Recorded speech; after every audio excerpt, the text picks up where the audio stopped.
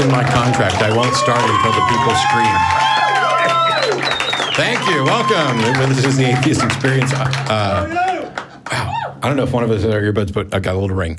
Hey, we're live. This is the Atheist Experience. Today is November 4th, 2018, which means in the United States, we are 2 days away from midterm elections. Vote. Vote your happy little asses off. I want all of you to vote as long as you're voting for the people that I want to win. And that's just the way it's going to be. So, how you doing? Good. I'm Matt Dillahunty hosting, but Don Baker has joined me here again. Good to be here as always. And you have a topic to discuss. I do. But before we get to it, there's some business to get out of the way. I have regular announcements, and then I have a correction, an apology, an explanation, and a fuck you. In that order. In that order. But quickly, the monthly newsletter for the atheist community of Austin has just gone out. It includes an article that Don wrote. Yes, I got a little column that I'm adding that is terms that atheists should be familiar with. Cool. This program is sponsored by the Atheist Community of Austin, a nonprofit educational organization promoting positive atheism and the separation of religion and government. You can find out more about the ACA at atheist-community.org, but also hit up the social media outlets. That's where you're going to find the monthly newsletter, etc. Oh, and by the way, in 2 days, you should go vote. I'll remind you about that again. Just don't vote for the people that I don't want to win. I'm going to remind you of that again, too. If you'd like to know who I'd like to vote for, you can email me privately, and I will tell you how I would prefer that you vote, because we won't do that on the show.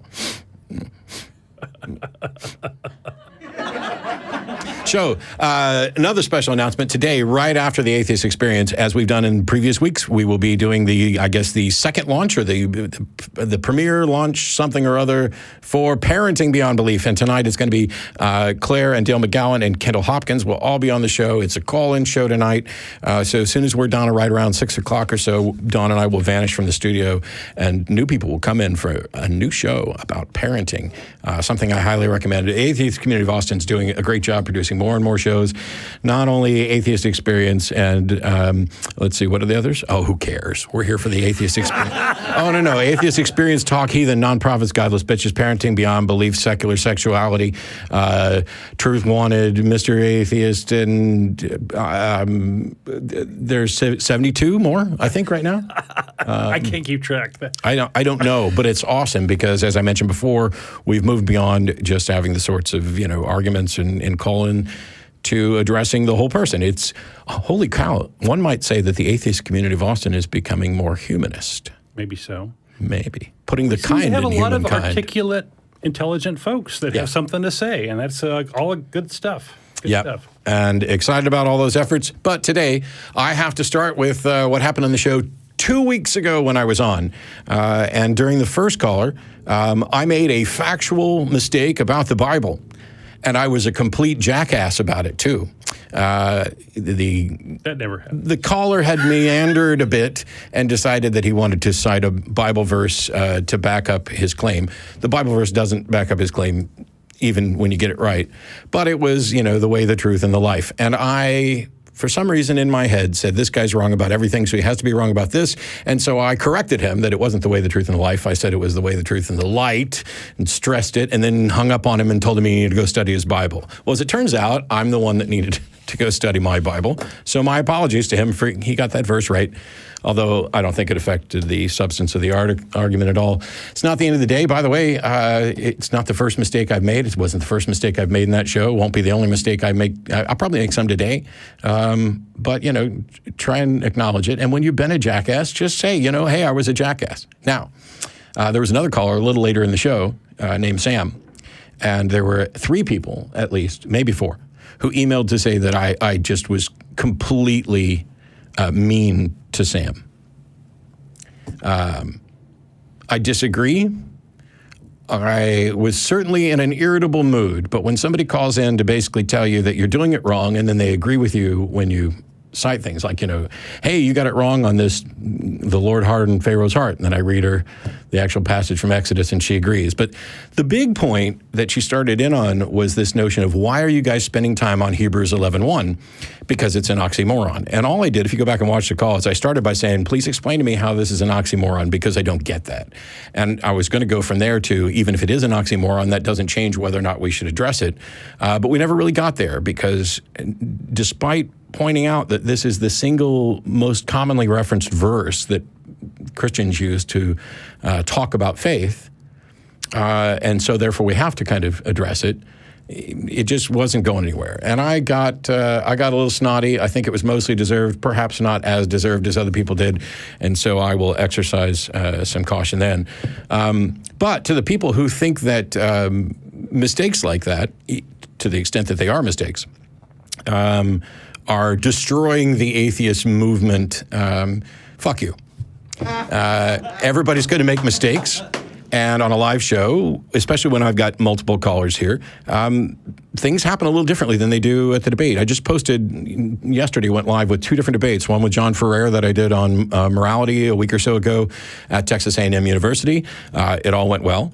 When you have interlocutors that care about the conversation, you can have a good conversation. And there are countless good calls. Not every call is good. And if you write in to tell me I was mean to somebody, and then your defense of them is that you think maybe that person was a little drunk and confused, well, don't call the damn show if you're drunk and confused, because I'm not going to take it easy on you. When you tell me I'm factually wrong about something and I was right, I'm going to make sure that I point that out. Just like when I was factually wrong, I corrected that today too. So my apologies to the first caller, a mild quasi-apology to the other caller who may or may not be. We used to have a sign that said skepticism is a virtue, and yeah. I still like the sign, but we meant that to apply to us too. Yeah. And I make mistakes and screw up all the time. We've corrected each other live on the air. I mean, yeah. It's a mistake's not the end of the world. You more than me. Well, no, the mistake's not the end of the world. The end of the world is when you are so attached to your position and your opinion of your position that you turn into a jackass, which I did at the end of the first call. But the real problem is not correcting that. And so if that caller wants to call back in, just tell the call screener we'll be happy to start over from scratch, and I will try to talk a little bit more about where we agree and where I disagree. Sounds good. I don't know that I have any other. Oh, wait. Vote in 2 days, as long as you're not voting for people that I don't want to win. Yeah, I don't think we had a very big atheist turnout the last election, and that's kind of sad to me.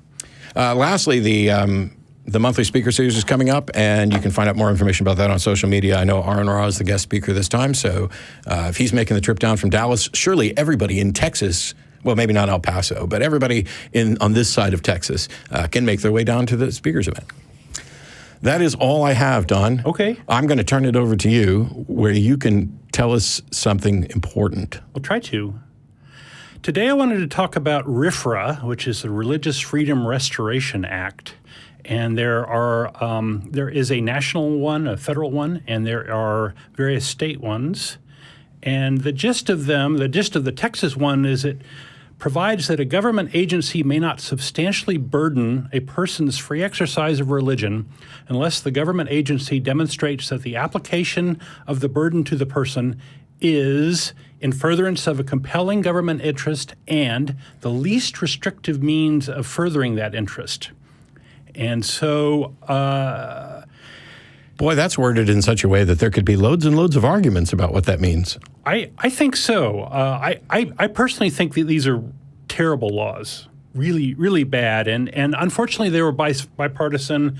They were started out as being, hey, these guys want to smoke peyote for their Indian thing, and we shouldn't interfere with that. And so they made this very broad law to address this very narrow problem. And all the states jumped on board, and it seems to have a flavor of a creeping religious favoritism in my mind, and that's kind of what I want to address today. The Texas law supposedly has provisions to ensure that RFRA can't be misused to disregard civil rights protections against discrimination. Let's see. By the way, might be the case that you're going to get to this. The RFRA laws get used for all kinds of things, and I agree with you that it's this creeping religious privilege that we're seeing a lot. Mm-hmm. Right up to people refusing to fill prescriptions and things like that on religious grounds. Yeah, that's very scary. But isn't this also perpetuating a cycle? The language that you just read about protected classes, because RFRA's law, now we have to go around and add more and more protected classes so that they are not getting trampled all over by RFRA. And then when we add more protected classes, that affects other things. So there's a cascade effect to these things. Yeah. Yes, that's exactly right. The folks suing, which is kind of the point I want to get to here in Austin, they are looking to have various other laws amended so that they get special privilege under this RFRA law. It's kind of a creeping thing that just keeps going. And my problem with this is it tends to put religious belief over what the government would normally do. And we've had precedents like the Hobby Lobby decision where they have sort of said, well, it's not the government's place to decide what's a valid religious belief or whether it, whatever. And it doesn't have to be a core belief. It doesn't have to be written down. It can be pretty much any wackadoodle thing you want to believe. And now the government has to kowtow and work around that. There's an interesting point in there. I had an argument with a lawyer who was working for American Atheists at the time because I thought I found a way that we could tax the churches. Okay. Because if the statement that you just talked about the government shouldn't be in the position of defining what is a religion and what is not a religion. And yet that is absolutely what has to happen. If the government is going to determine that religions are tax exempt, the government then has to define what religions are for that purpose. Or at least make the decision on a one-by-one, case-by-case basis to give tax exemptions, right? But we need some sort of criteria. Right.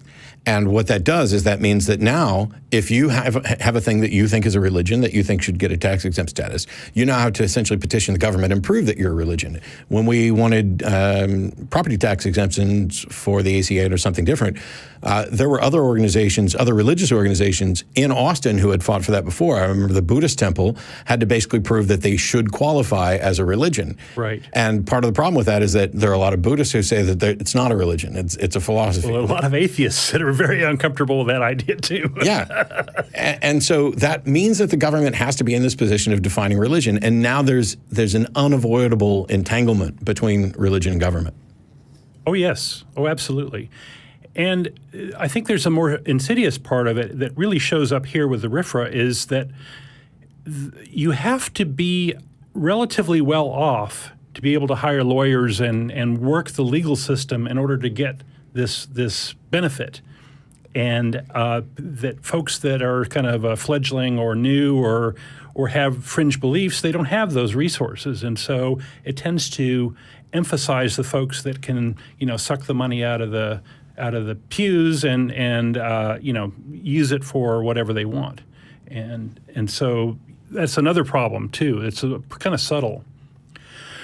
Well, this last month, there were two lawsuits, one from a group called Texas Values and another group called the U.S. Pastors Council.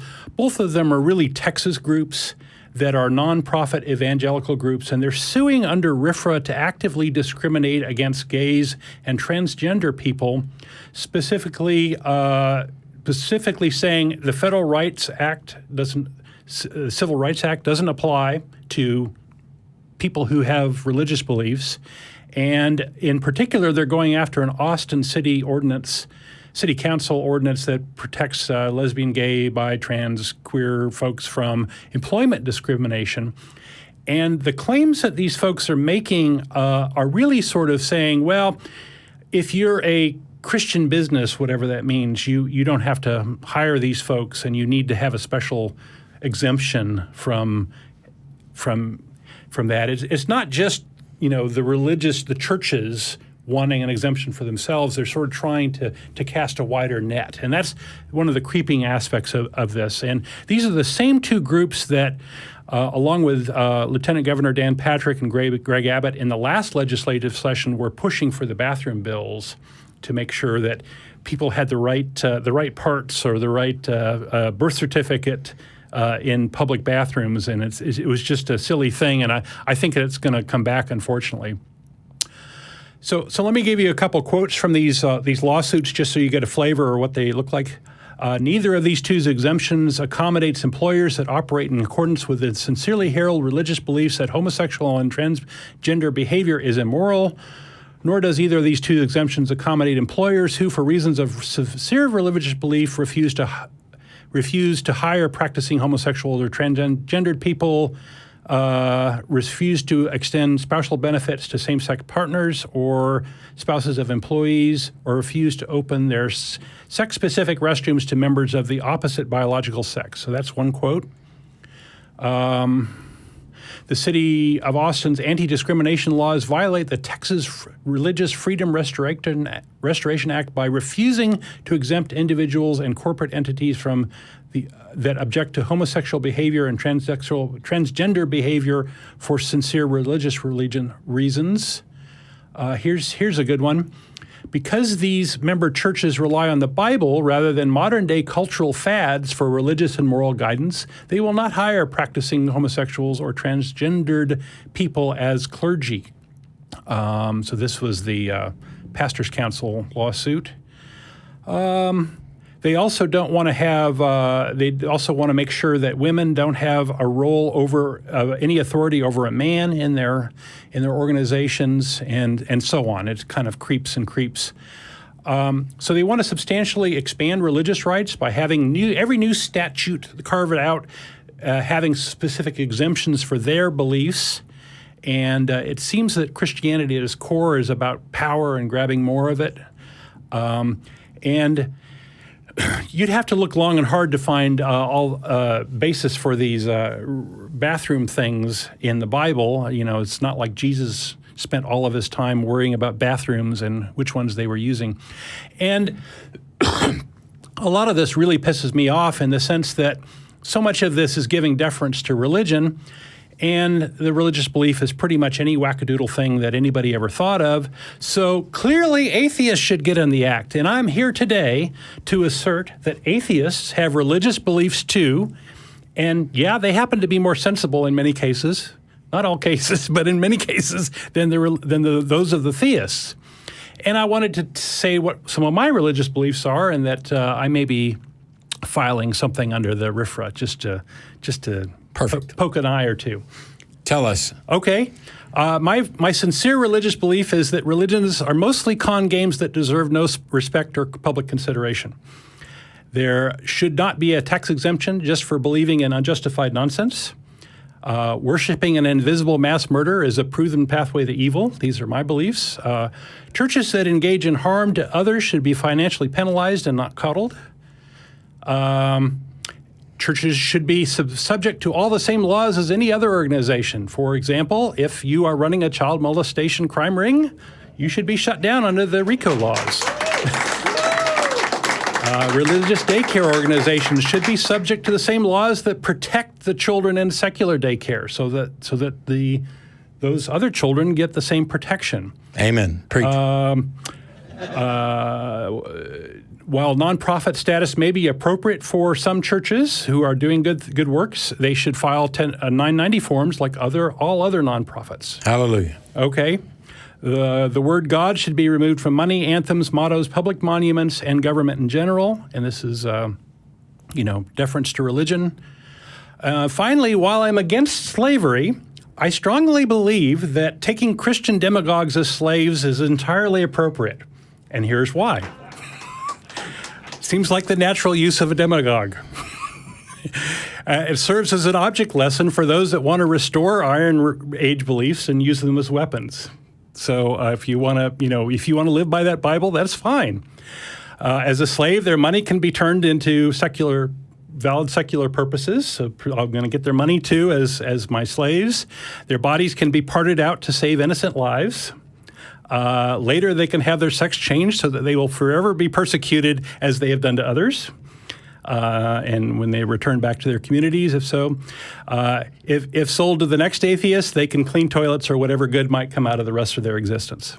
So I see no problems I see no civil rights issue here because they want to be judged by they want to have the Bible as their moral code, and slavery is certainly supported in the Bible, and it's supported by Texas. Did you know that?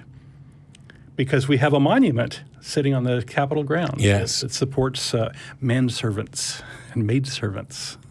Anyway, so evangelical pastors, please bring it on. Us atheists, we're going to start asserting our rights, and through these ill-thought-out laws, and we will scare the bejesus out of them. Maybe it's a late Halloween thing, I don't know. And I'm sure that Christians will be terrified of the religious beliefs of atheists. Probably. Okay. You know who they're going to be more terrified of? Who's that? Satanists. Satanists are your best friends, people. Yeah. Satanists working towards, because rather than, something Don comes up with or me inventing my own religion and having to go down that fight, Satanists are actually already out there and actively working to oppose RFRA stuff. And boy, I tell you what, it's amazing the results they give, because if a church wants to come in and hand out, Bible tracts at a school, and the Satanists show up to hand out their tracts, all of a sudden nobody's allowed to hand out tracts, which is the way it should be. Yep. Hey, none of us get to go do that. They've done a lot of good through their, I need to promote their crazy shit. I'm not a Satanist, but I will promote them left and right. Right. All right. On that front, let's take some calls. Let's take some calls. As a reminder, this is a live program sponsored by the Atheist Community of Austin. The number's up at the bottom of your screen. All of our lines are full right now, but we'll do what we can to get through as many calls as we can today. We have David in Queensland. How are you? Oh, hi. Really well, thanks, Matt. How's yourself? I'm not too bad. Say hi to Don as well. Thanks. Well, hi. You can say hi to him. You're on with both of us. Of course. So did you have something for us?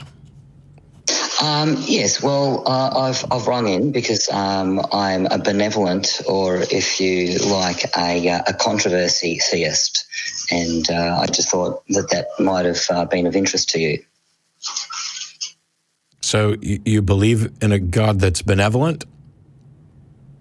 Yes, that's correct. And I also believe that at this time, benevolent God, or a God who is love, that there is a great controversy over whether this is true or not.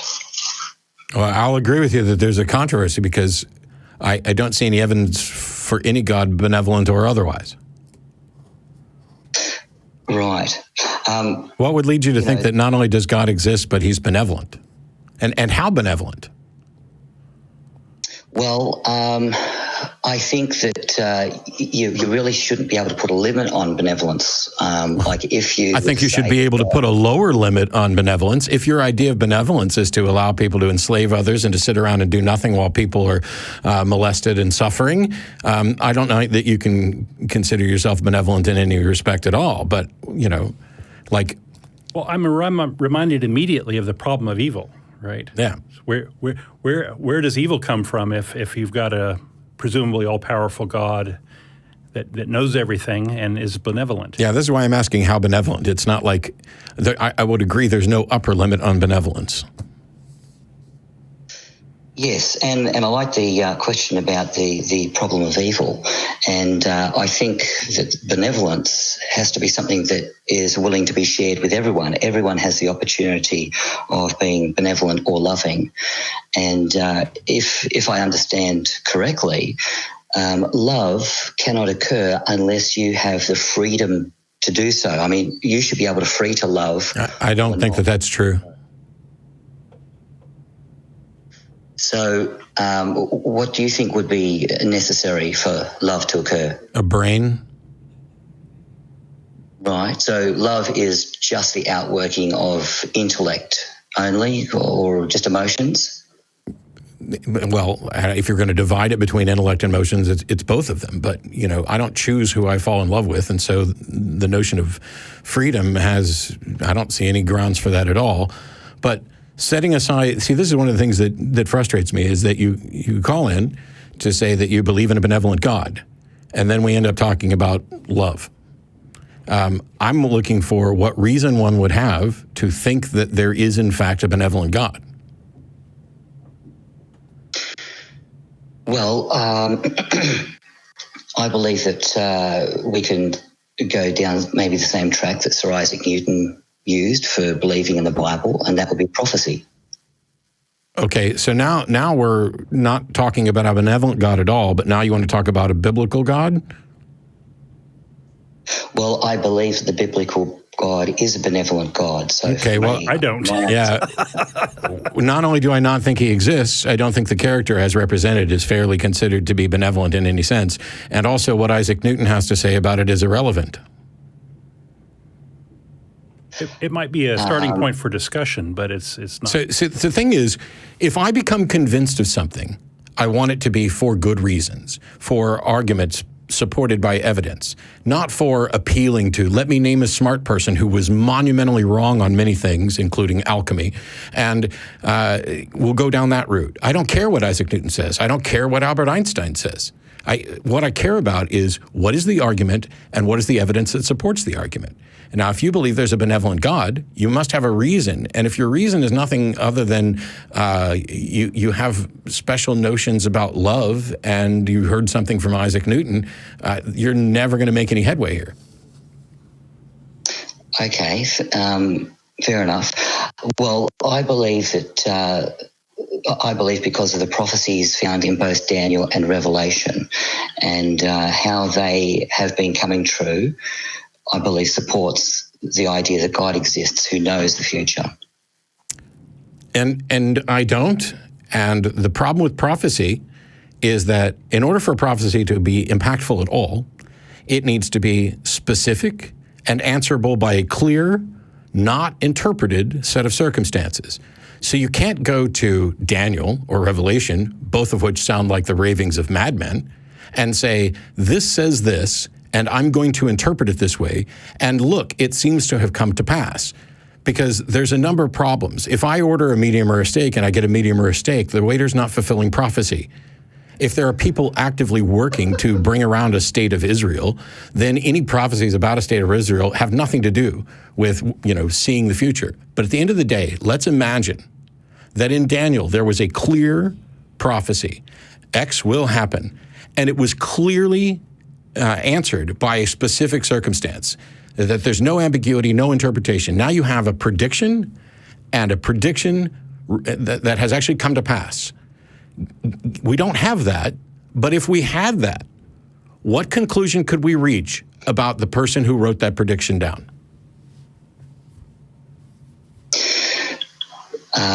Well, we could believe either they're pretty lucky, or they're pretty good at predicting the future, or they know the future. But if I may, but there's a lot of other options as well. But how do you tell which of those is correct?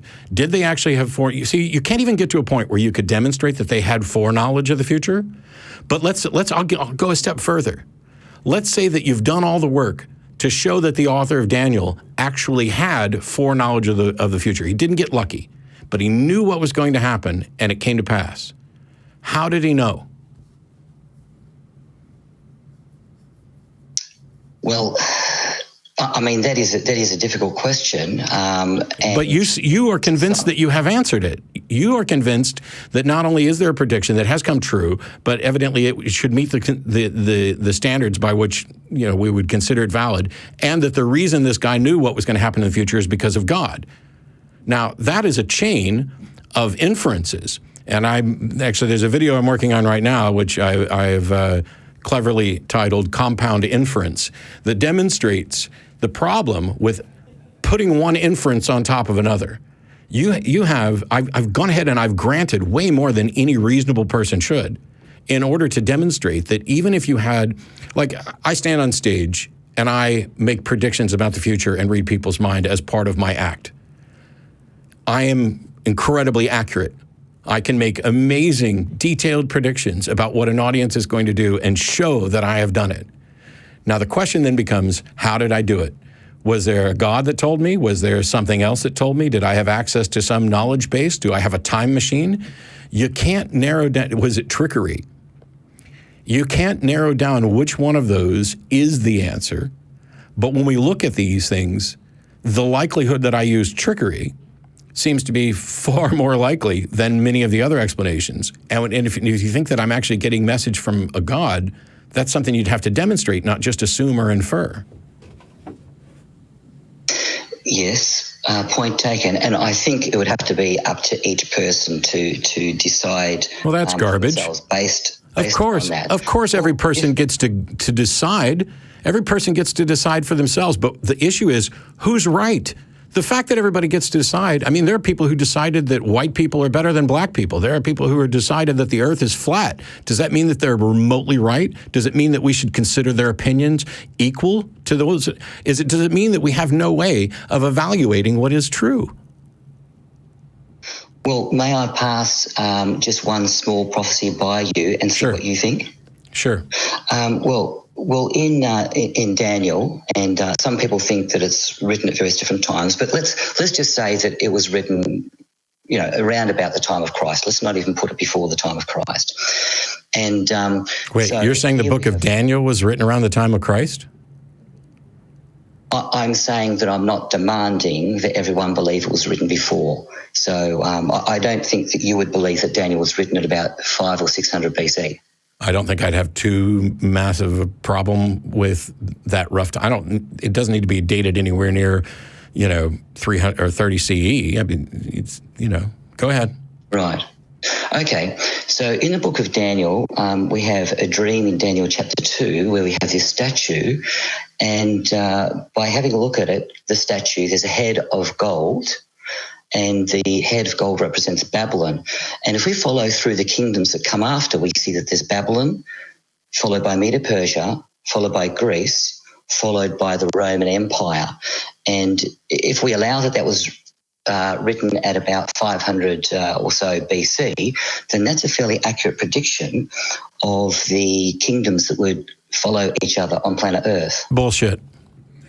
Let's read the actual passage, because you just listed a number of civilizations by name in the order in which they occurred. And you're talking about a passage in Daniel where he has a dream about a statue with a head. And you think that this is, I forget the exact phrasing you just used, but prophetic. In any case, you think this is the dream is an accurate representation of what happened. So what chapter and verse? Give me chapter and verse. We'll pull it up together. Yeah, so that would be Daniel chapter 2. Just having a look here. And near the beginning of Daniel chapter 2. Do you have a preferred Bible version? I'll just go with King James, because... Yeah, that's fine. And so we have the dream that occurs earlier in the chapter. And then if we come down to starting about verse 31 or so, Daniel interprets what the dream means. Right. So it wasn't even Daniel's dream. So that part that's right. You kind of skipped over. You implied that Daniel had a dream, but actually it was Nebuchadnezzar that had the dream, and he asked Daniel to interpret it. Yes, that's correct. It's a dream in the book of Daniel by Nebuchadnezzar. Yeah. And so starting at verse 31, here, I'll just read this. Thou, O king, sawest, and behold a great image. This great image, whose brightness was excellent, stood before thee, and the form thereof was terrible. This image's head was of fine gold, his breast and his arms of silver, his belly and his thighs of brass, his legs of iron, his feet part of iron and part of clay. Thou sawest till a stone was cut out without hands, which smote the image upon his feet, that they were iron and clay, and brake them to pieces. Then was the iron, the clay, the brass, the silver, and the gold broken to pieces, and became like the chaffs of summer threshing floors. And the wind carried them away, that no place was found for them. And the stone that smote the image became a great mountain, and filled the whole earth. This is the dream, and we will tell the interpretation thereof before the king. Now, that's the description of the dream. Yes. Yeah. So somebody dreamed about a statue of gold and brass and silver and blah, blah, blah. Okay.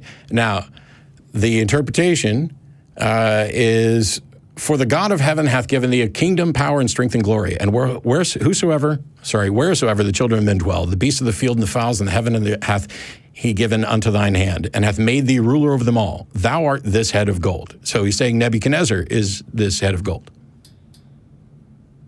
Yes. Okay. And after Nebuchadnezzar's kingdom. Yeah, and after thee shall arise another kingdom inferior to thee, and another kingdom of brass, which shall rule over the earth. And it's basically he's saying what you saw is a prediction that after your kingdom, there'll be another kingdom and another kingdom and another kingdom. Right? Yes. Doesn't that happen all the time throughout history, everywhere? Yes. And so how is that remotely remarkable?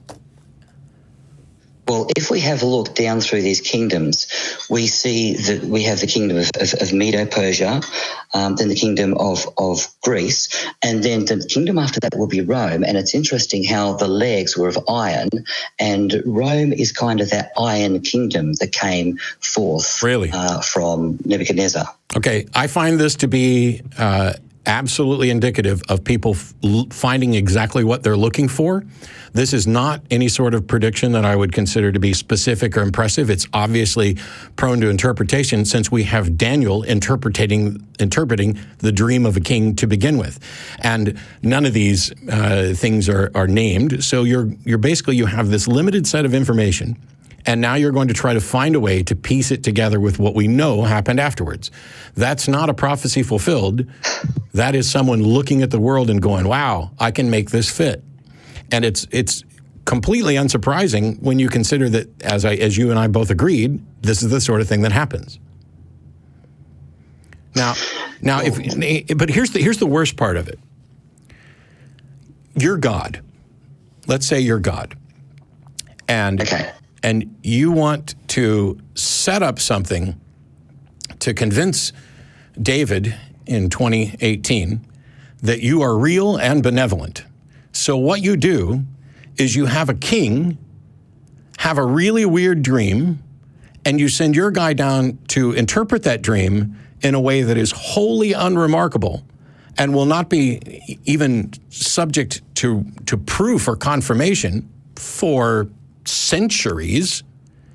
And that way, David, when he reads the Bible, can go through and say, yeah, look, this kind of matches up. And yet you manage to get so many other things wrong, like the order of events in creation, or whether or not we should own people as property. So this is an example where somebody's gone in and cherry-picked something and said, you know what? This seems to predict what happened afterwards. And yet there's nothing remarkable in it. And there's no way to prove that it was a prediction made with foreknowledge. And if you could prove that it was a prediction made with foreknowledge, you couldn't prove how that person came by that foreknowledge. Is it that remarkable that somebody summoned before a king and asked to interpret their dream, that this person would have said something that seems to pertain to the dream, that could possibly be viewed as coming true, and yet is absolutely unverifiable at the time? The king rewards Daniel for this interpretation, even though he has no reason to believe that the interpretation is true. None. Because none of those things have happened in the course of this discussion. So somebody walks in and tells the king, hey, look, when your kingdom falls, there'll be another one after that, and another one after that, and another one after that. I'm like, wow, that's the best interpretation of a dream I've ever heard. Congratulations, you are now a man of measure.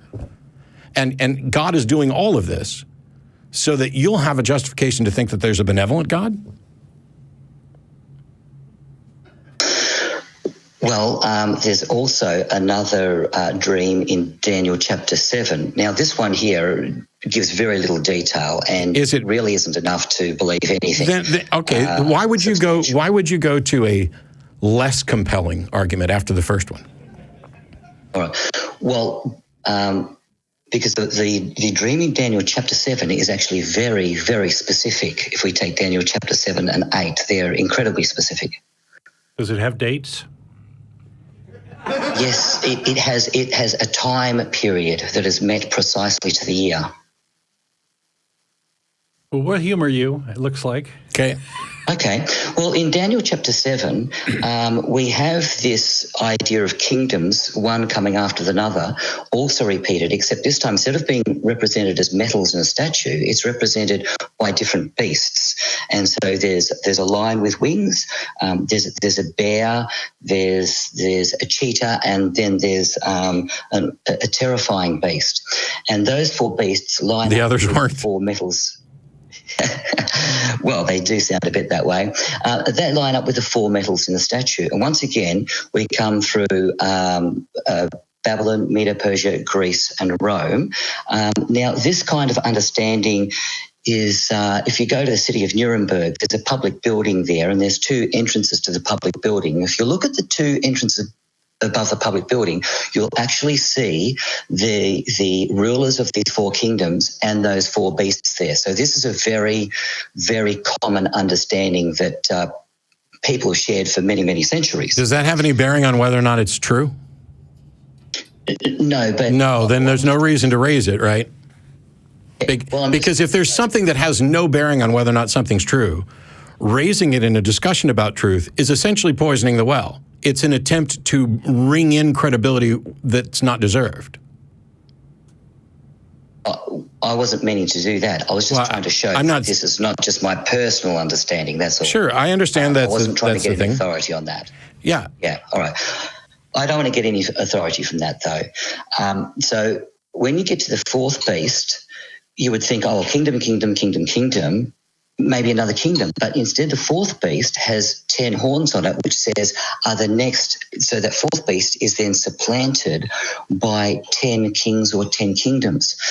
And incredibly, when Rome falls in about 476 CE, we have that Rome wasn't supplanted by another kingdom as such, but it was divided more or less into 10 kingdoms. And that's a fairly specific no, it's not. change. No, it's not. It's you see, you're following this path, and then what if when Rome had split, then instead of being 10, which I'm not necessarily convinced is accurate anyway, it just been 2, and then the one after that had split into 10. Yes, we'll see that wouldn't fit the prophecy. Oh, I bet you people would just say that one of them didn't count. The fact of the matter is, you need a prophecy that predicts something so specific that it can only be answered by a single occurrence with no interpretation. And a God would know this. Any God that is using this method, any God that is giving people dreams about beasts and statues and then having someone interpret them and then letting people a millennia later go back and see if they can massage things to fit. Spin doctorate. Is a jackass and not very bright. Because if the purpose is to show that you exist and to guide people to an understanding that you're a benevolent God who's here, why not just talk to people? Well, he has talked to people in past, if my understanding is correct. Prove it. Well, this is what this prophecy is about. He hasn't talked to me. Go further. He hasn't talked to me, and until he does, he's not worth 5 minutes of my time. If we can go through a few more specifics, it also says that 3 of those kingdoms would be uprooted by another kingdom that is not just only a civil power, that's also religious. And if we go back to around about 476 AD after Rome divided up, we see that a religious power came to the fore, which was the pontifical power, because in one way, the Roman civil power got superseded by the Rome religious power. Did the universe end with Rome, or was there anything after that? No, Rome got divided up into about 10 kingdoms. About 10? I thought it was exactly 10. Well, 10 kingdoms. And then 3 of them got uprooted by a religious power. So if we have a look at that historically, so in 538, we are completely wasting time because you've already acknowledged that you have no way to demonstrate that there was actually foreknowledge and that it actually came from God, correct? An understanding of this prophecy does. It's not prophecy just because you call it prophecy. I started at the very beginning of the call pointing this out. I granted everything I could possibly grant to show that even if there was a specific prophecy that actually turned out to be true, you still don't have any sort of evidence or mechanism to show how and why that person wrote that. Did they know about the future, and how did they know about the future? You have no way of showing that. It's just what you believe. Well, I do believe that if people can tell the future accurately in sort of like for hundreds of centuries, that does show something. Oh, actually, I don't see any accuracy there. Not only do I see any accuracy, but the longer the time is between the interpretation or between the prophecy and the event, the more likelihood it is to come true. Hey, here's a prophecy for you. The United States will elect a woman as president. you would have to say the next president of the United States would be a woman. Funny how you want high specifics standards now. for Matt's prophecy, but you got low standards for yours. So with the prophecy, we have specifically 4 kingdoms, and then next. So did they name the kingdoms? Did they name the dates? Animals are not kingdoms. Materials and statues are not kingdoms. Well, in Daniel, it says that the animal, the beast, is a kingdom. That's what it actually says. If you, I don't it does say care. The beast is a kingdom. As I pointed out earlier, Daniel reads like the ravings of a madman, as does Revelation. And this sets all of these things in the context of interpretation. There's no way for you to demonstrate this. And it is, by definition, unreasonable for you to reach the conclusion that the best explanation for this convergence of a supposed prediction and event is that God knows the future and exists. You can't, when we want to say, how did this happen? How did this person write something that we think came true? We list candidate explanations. He had trickery. He was the doctor. He had a time machine. He guessed and got lucky. He made predictions that weren't particularly specific. And centuries later, people went back and looked and said, well, if you interpret it this way, then it came true. Those are all candidate explanations because we know all of those things can happen. The candidate explanation that you've chosen is one that we don't know can happen. You have by definition leaped to the one explanation for which we do not have any examples of it ever being a correct explanation. Well, that would be under the assumption that there is no supernatural. No, sir. No, sir. No, sir. No, sir. No, no, no, sir. It's not under any assumption. It's not under an assumption. You are suggesting that the best explanation is one that has never shown to be correct. I don't have to deny the supernatural or anything else. There is no point in history in which God did it has been demonstrated to be the correct explanation.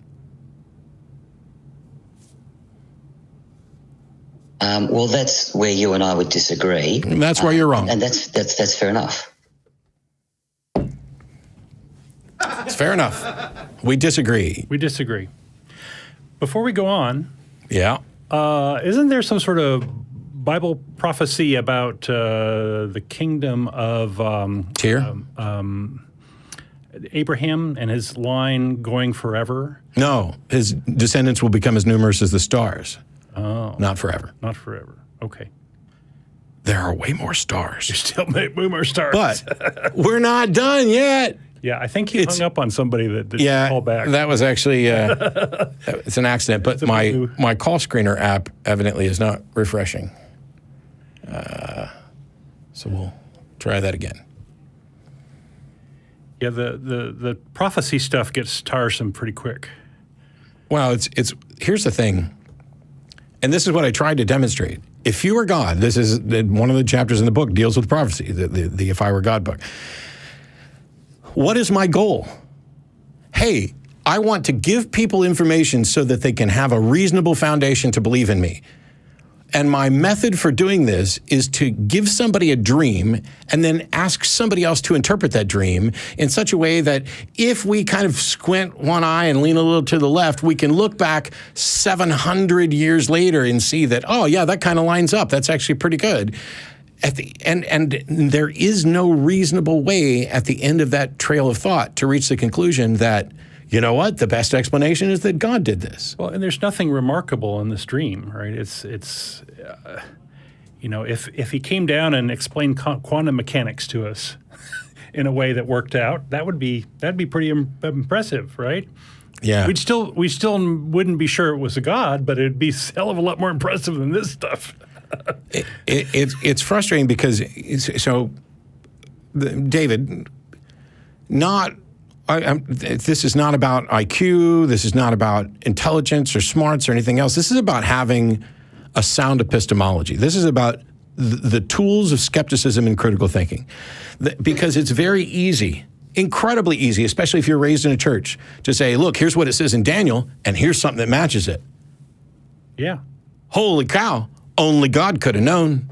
And as long as you're already in the mindset that God is a reasonable explanation for things, then that is the way it is. It's like, it's when I debated Michael Licona on the resurrection, he spent all his time trying to argue from floating trash can lids and Ouija boards that the universe has a spiritual aspect to it. And he did all of that so that he could kind of smuggle in the resurrection, because then it would seem more reasonable. The thing is, the debate wasn't about how the resurrection happened. It was about whether or not the resurrection happened. And if the debate is about whether the resurrection happened, then all of this hand-waving about supernatural and Ouija boards, and that's all irrelevant. Because the only thing you have to show me to convince me that a resurrection occurred is, here's a person, well documented that this person's dead. Preferably, I would like to check it out, some, or at least reasonable doctors, et cetera. Some period of time beyond which people don't recover. And then the person gets up and walks in. He even went to this thing of having the person's head cut off, and if they walked in the room afterwards, with their head back on, would I then believe in the supernatural? And I said, no, but I would believe that somebody who I thought to be dead was now alive. How it happened is a separate issue. Separate thing, right. It's weird that, at the end of this, it's just like, well, I have seen no evidence anywhere that God did it has been demonstrated to be the correct explanation. Right. Well, and the caller thinks often it used is. explanation, but not a correct one. Yeah. And yet the caller seems to think that, it has been shown. Right. So because from now he can on, point at a mystery and say, God did it. instead of calling to tell me that you believe in a benevolent God, which we never really did get to. We went down the rabbit hole pretty quick. If the issue is why do you believe that a God exists, and you're just like, it's prophecy and God has been the correct explanation. No, it hasn't. Yeah. That's the part where we need to start. Dan Barker has a pretty good book on the God of the Bible and his character, and so read that one. It's funny for me because even when I was a believer, looking at Daniel and Revelation and seeing these things that people were holding up as prophecies, it's a lot of cherry picking. It is a lot of interpretation. Mm-hmm. And then you have, like, the author of the book of Matthew was so fond of prophecy that he even invented some out of whole cloth for Jesus to fulfill. And it's one of those things of, we have no mechanism to demonstrate how a prediction came true. God should know that. Right. So why is God running around, I will prove it to you with prophecies? It's like saying, I will prove it to you through your feels. Your feels are proof of nothing other than that you have feels. But I'll just make you feel it. And that'll be proof. That's not a smart God. That's not a God that understands how things should be proven. Yeah. It's certainly not a God that designed the human brain. It's like this all-powerful God coming down and pulling a quarter from behind your ear.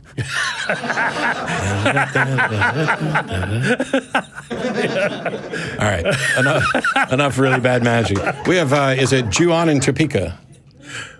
Yes, sir. It's Juone. How are you doing? I'm good, Juone. How are you? I'm doing well, Matt. Thank you for asking. Matt and Don, thank you guys for taking my phone call. I appreciate it. Absolutely. What do you got for us? I'd like to know if it's possible to have a dialogue with you about getting some perspective on the God of the Old Testament's behavior, maybe practicing some discernment and questions that we've all asked about some of the things that it's written that God does. Maybe we can get some perspective on it. So that'd be okay. Well, the thing is, let's say that we have this and you and I come to an agreement that the character of the God of the Old Testament is not nearly as bad as I think he is. Like, I'm assuming that would be your goal, unless you think that God is an immoral thug. Well, I hope you're not saying that I'm hoping to have this discussion with you to then turn around and say, gotcha, the God of the Bible is real. It's not meant to do anything. No. At all. No, I'm just saying, okay, here, let me solve this the easy way. I think the God of the Old Testament is a fictional, infantile, immoral thug. I'm assuming you disagree. Well, even if I do disagree or not, we can possibly look at the Bible And with your opinion on God, maybe we can apply that then to the Bible, and I can understand your opinion. Maybe I can have an opinion that you can understand, and I can get some insight into why you believe what you believe about the God of the Bible. Well, this is a little like, arguing about Star Trek characters. Yeah, that's exactly where I was going to go. Is there any reason we wouldn't have a discussion about whether or not Thanos was right to snap his fingers and wipe out half of the universe? I'm sorry, I have no idea who you're talking about. Avengers, Infinity War. He gets hold of the Infinity Gauntlet, and his goal is to wipe out half of this, and he has what he thinks are noble reasons, but yet he's the villain of that. So we could have a big conversation about whether or not he's doing the right thing or not, how immoral he is. Maybe if we don't want to go down that route, we could talk about Lord Voldemort and whether or not his views about pure blood and mudblood were valuable. I don't think we do that on the show because there are plenty of gods proposed that I would argue are not the immoral thug that we see in the Old Testament, and I don't think they exist either, and I don't see any reason to spend time talking about their character unless there's a demonstration that they exist. Gotcha. It wouldn't be to maybe demonstrate that they're not the immoral thug? Well, it's kind of a literary... The call dropped. We didn't touch anything. The call dropped. It's a literary discussion more than anything else. This is what I was saying. At the end of the day, if you manage to convince me that the God of the Bible had good, sound, moral, even benevolent reasons for all of the things he ordered and all the things he did, then the only thing you've achieved is to convince me that a fictional character had good reasons for this. In his fictional universe. Yeah. Yeah. I mean, I know he dropped the call, and I'm hoping that's him calling back in, but it's hard to tell. It'd be nice to be able to finish it up. I don't think it is. Yeah, we'll lost him. We'll have to move on. We'll go with John in Panama City, Florida. You're on with Matt and Don. Hey, how's it going? Yeah, not too bad. What's up? First I want to shout out to my friend Wes. He told me to call into the show. I don't know if he's listening right now. Wes. Okay. Hey, Wes. Yeah, he's promoting your stuff. Yeah. Okay. So I had just watching your show, I had 1,000 things I wanted to bring up, but the main thing I wanted to bring up was you were just discussing the Bible. Yeah. And I want to know, how much of the Bible do you think could possibly be true? How much do you think could align with the secular records of history? You're talking about a historical aspect, or the philosophical, or the moral? Could Jesus have existed? Could Jesus have existed? Paul, Matthew, Mark, Luke, and John. Are these people who could have existed? Oh, well, so on the question of Jesus' historicity, I don't have any problem with the notion that there may have been a person at the center of that. I'm not a mythicist. When it comes to Matthew, Mark, Luke, and John, I don't have any, the notion that somebody may have existed like that is not a problem. What we do know, though, is that Matthew, Mark, Luke, and John didn't write the Gospels that their names are attributed to. Those are anonymous texts, and those are traditional authorship. So Matthew, Mark, Luke, and John become irrelevant. Whoever the author of those books were was relaying a story, and there are elements of any of those stories that are clearly true. I mean, you talk about real places and everything else. There are elements of the story that I have no problem with the idea that they could possibly be true, even if there's no way to demonstrate it. And there are other things that I see no good reason to think they could ever be true, like miracles. Well, for example, Paul is, now, granted, this is not something I could point you to a book on right now. Just side note in my mind, before I get to the next thing I wanted to discuss. Paul is mentioned in secular text, so is Jesus. And I would Jesus ask that to do my homework and then call back in. Yeah, you probably should, because Jesus isn't mentioned in any contemporary secular texts. Nothing written during the time that he... written from 2,000 years ago, contemporary? Sorry? Well, is anything written 2,000 years ago considered contemporary? Yes, contemporary with him. If he was alive from 0 to 33, then that would be the period where contemporary authors would be writing, not 200, 300, 400 years later. So, Right. if I wrote a book, today, holy fuck, if I wrote a book about Elvis, that's not contemporary because Elvis is dead. But did you overlap with Elvis? Were you able to see Elvis? Now, that's some of the questions. My account of Elvis is probably going to be more accurate and more reasonable because I have access to sources who knew Elvis than somebody 100 years from now will be. But neither of them are actually contemporary. And the further we are removed from the events, the less credence we put. And Jesus, no specific event from Jesus' life is recorded by any contemporary, and even Paul's writings aren't contemporary, and the Gospels aren't contemporary. They were written afterwards. That doesn't mean that there weren't people there who knew these stories or were familiar with these stories, but we're not talking about eyewitnesses' accounts, and we're not talking about things that can be verified. True. All right. And I don't have an I'm going to issue. be honest. I'll have to do a little bit of homework. Like the next thing I wanted to. Now this was more of a fun thing I had in mind. Are you familiar with the concept of steel manning? Yes. Could you steel man theism for me and then deconstruct it from there? Maybe you should tell the audience what that is. Steel manning is taking the opponent's position and constructing the best actual case for it, rather than straw manning, which is to construct something flimsy you can knock down.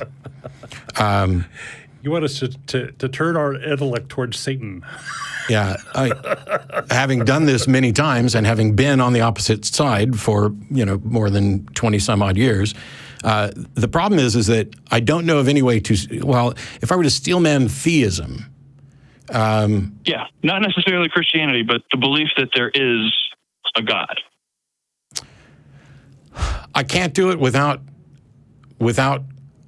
recognizing the fallacies in the actual argument, because I have yet to be presented. Yeah, exactly. Yeah, like present the steelman version of the argument for theism, and then knock it down. Well, what is the most? That's what I've done for 15. That's what. Yeah. Sure. At the end of the day, the best arguments for a God tend to boil down to essentially arguments from ignorance, that we have no other explanation, therefore God is the best explanation. Those are the ones that are the most convincing and compelling people, along with their personal experience of, hey, I was in church and we were all singing and I felt euphoric and therefore that's the Holy Spirit. There's no actual connection, no way to demonstrate a connection. It is just, this is what I became convinced of. Now, the problem is, for theism, and for most stripes of theism, and for even the arguments that I just presented, there's no way to show that the position is false. These are essentially unfalsifiable positions, and I don't know that there's any real way to steel man them. All right. Or at least the attempt to steel man them still results in obviously flawed arguments. Do you think it's only possible to straw man it? No, I'm not. I'm like even if you're trying to craft metal. We want to have an honest discussion and get I'm not the truth. Straw manning. People are saying they believe in a God and they have reasons, and I'm addressing those reasons and showing where there are flaws. That's not straw manning. Straw manning would be if I said Christians are stupid and think there's a bearded man up in the sky who's going to help them win football games. That would be a straw man, because that is not foundational to almost any view of Christianity or God, and it would be something, it would be a caricature that I put up there specifically to get rid of, and that's not what I'm doing. I'm addressing what people say they believe and why they say they believe it, and pointing out where I do agree and where I don't. All right. Well, that's all I got for you right now. I don't want to take up any more time on the show, but thanks for the discussion. Like for you to call back and hit us with some of the other stuff. Sure. Absolutely. Okay. Man. Take it easy. Thank you. Thanks. I'm confused. Yeah. It's one of those things where, hey, your friend had you call in, and I know what his friend was expecting. But if you aren't calling in to tell us what you believe and why, these meta conversations are not so interesting. And well, it could have been just a genuine. Let me see who these guys on this show are and what, because we could have been the kind of jackasses that were, there's a bearded man in the sky who's going to help you win football games type thing. Or it could, we could kind of know what we're talking about. But people call in about all different, it's not just Christians calling in, although it's predominantly Christians. Yeah. And it's weird for me because I'm sitting here as somebody who was a believer for years. and as somebody who cares about the truth. And so what I want is, here's a good reason to believe something. Yeah. And so when you ask me to steelman a position, with a little bit of study, I could certainly I could play the role of the other side. I can do, the Kalam cosmological argument word for word, verbatim from memory. And if someone is convinced that that is the best argument for the existence of God, then I have just steelmanned it. However, I've also presented the rebuttals to that as well. And at the end of the day, if you're calling in for me to do both sides of the argument, I love me and I talk a lot, but you don't get to saddle me with both sides of the debate. Yeah. Well, I'll tell you what threw me a little bit is one of the things that's really impressed on me is just the complete variety of beliefs. There is no such thing as a Christian because everybody's got their own spin and their own interpretations and all that. And it's not like there is one thing out there to argue for. It's the scattering of stuff. And I don't know. I don't either. Let me see if I can take care of this one pretty quick. We got Theo in Arizona. How are you? I'm doing very well, Mr. Dillahunty. How are you doing, Mr. Baker? Good. Well, I recently came through a few discussions. I actually watched a video from Matt Dillahunty several years ago in regards to the default position, in regards to the analogy of the gumball analogy. And I also saw an updated video you did, Matt, about last month. About 2000. What's that, sir? I did one last month or so. Yeah, and I noticed how there's also one you did in 2013 in relation to an updated discussion on how you were using a different analogy of guilty until proven innocent and that default position. But I've been seeing there's an update to that one that I just released on my Patreon last month, which moves things out to the point of view of the district attorney because it makes it a little easier to see whether or not the issue is whether or not we have sufficient evidence to bring charges to put before a jury. Gotcha, sir.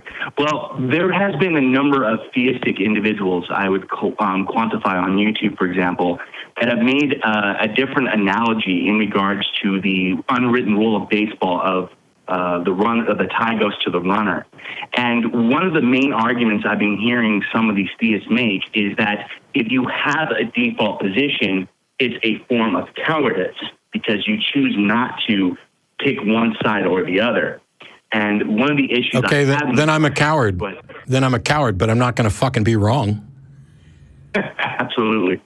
Well, the only reason why I wanted to ask your opinion on this, Mr. Dillahunty, and you, of course, Mr. Baker, is I came up with there's two analogies I came up with myself that kind of debunks, or that's a wrong word, or really is critical in regards to that analogy.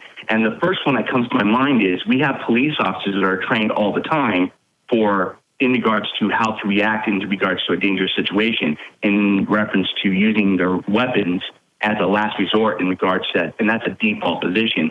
And it sure doesn't seem that way lately. I would agree with you, Mr. Dillahunty, but that's typically that's the expectation we would have among. Sure. So what's the analogy? Well, the analysis this is the analogy that a gentleman put out. He goes, suppose there's an umpire on a baseball game. It's the bottom of the ninth and it's the World Series. There are 2 outs and the score is tied. A ground ball is hit and the runner dashes to home plate. The shortstop initially fumbles the ball, but the third baseman picks it up and throws it to home. The catcher catches the ball while the runner slides into home plate. Now, there are some that are... Now, there is one thing sure that either the runner is either safe or out. The runner says that that he is safe, but he offers no proof. The catcher says that the runner's out and still offers no proof. The umpire, who is considered the atheist in this analogy, he simply announces that he doesn't. Go ahead, sir. Go ahead. No, he simply announces he has no determination. And basically, that's not the case. That's not remotely the case. I don't even have to know sports ball to know that this is not remotely the case. Absolutely. There is a rule that the tie goes to the runner. If the umpire is unable to make a call, basically you are safe until determined out. in the same way that you are innocent until proven guilty. But the fact that, like, let's say I'm not watching it and nobody's looking. I'm the umpire and I didn't see the play. Then the rules are such that I need to err on the side of innocence or safety.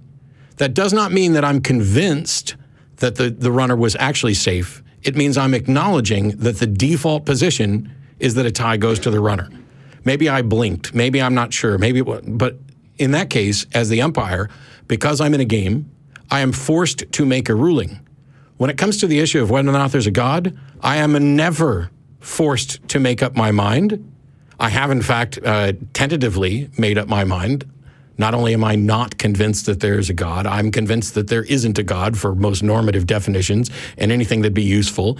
And I think that this little playing around with, we put the atheist in the position of the umpire, the analogy fails because I don't ever have to make a decision on God, and if I do, I can change my mind. Once the game's over, the umpire has no recourse to go and change his mind and say, you know what, I think in hindsight, that guy was actually out. The game's over.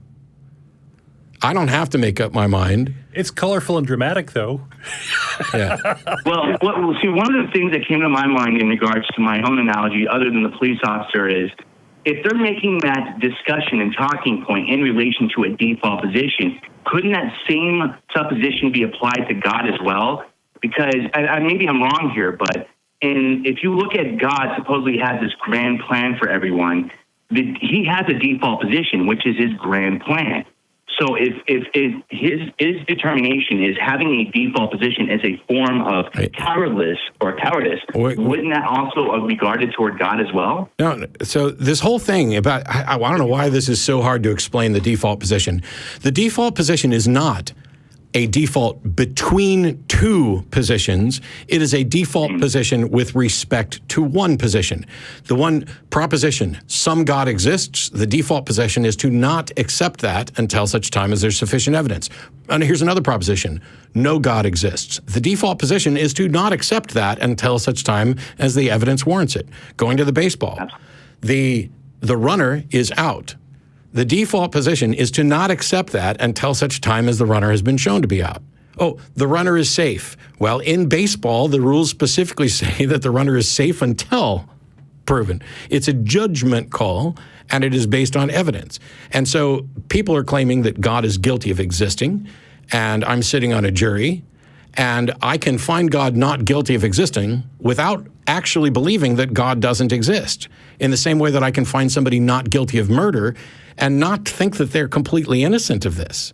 The problem with all of these is that people try to view two mutually exclusive positions and say one of these two has to be the default position, and they're wrong.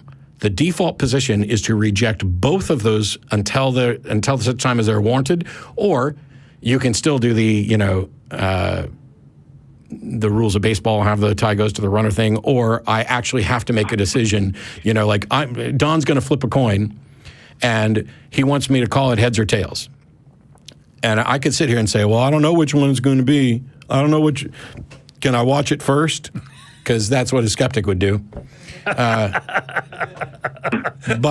at some point, the nature of this game is that I have to make a decision before that coin hits the table and lands.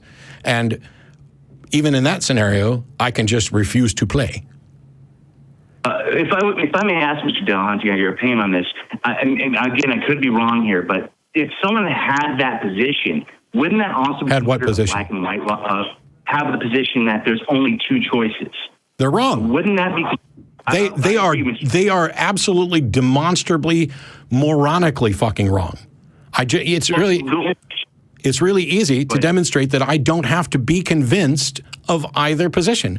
I do not have to be convinced that a God exists. I do not have to be convinced that no God exists.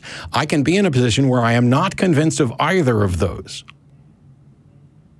Well, the only thing I was going to mention, Mr. Dillahunty, wouldn't that be considered a black and white fallacy in regards to the reasoning? I mean, maybe I'm wrong on that.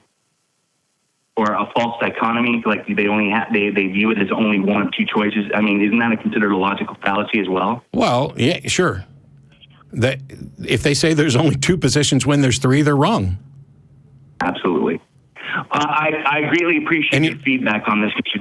Dillahunty. That's the only question I had. So I do want to mention, in reference to your original, the very first call you had from that gentleman from Australia, I grew up as a Jehovah's Witness in a Millerite cult for 22 years. Yeah. And I wish I could have a conversation with that individual in regards to the multiple false predictions I've experienced firsthand in relation to that religious sect.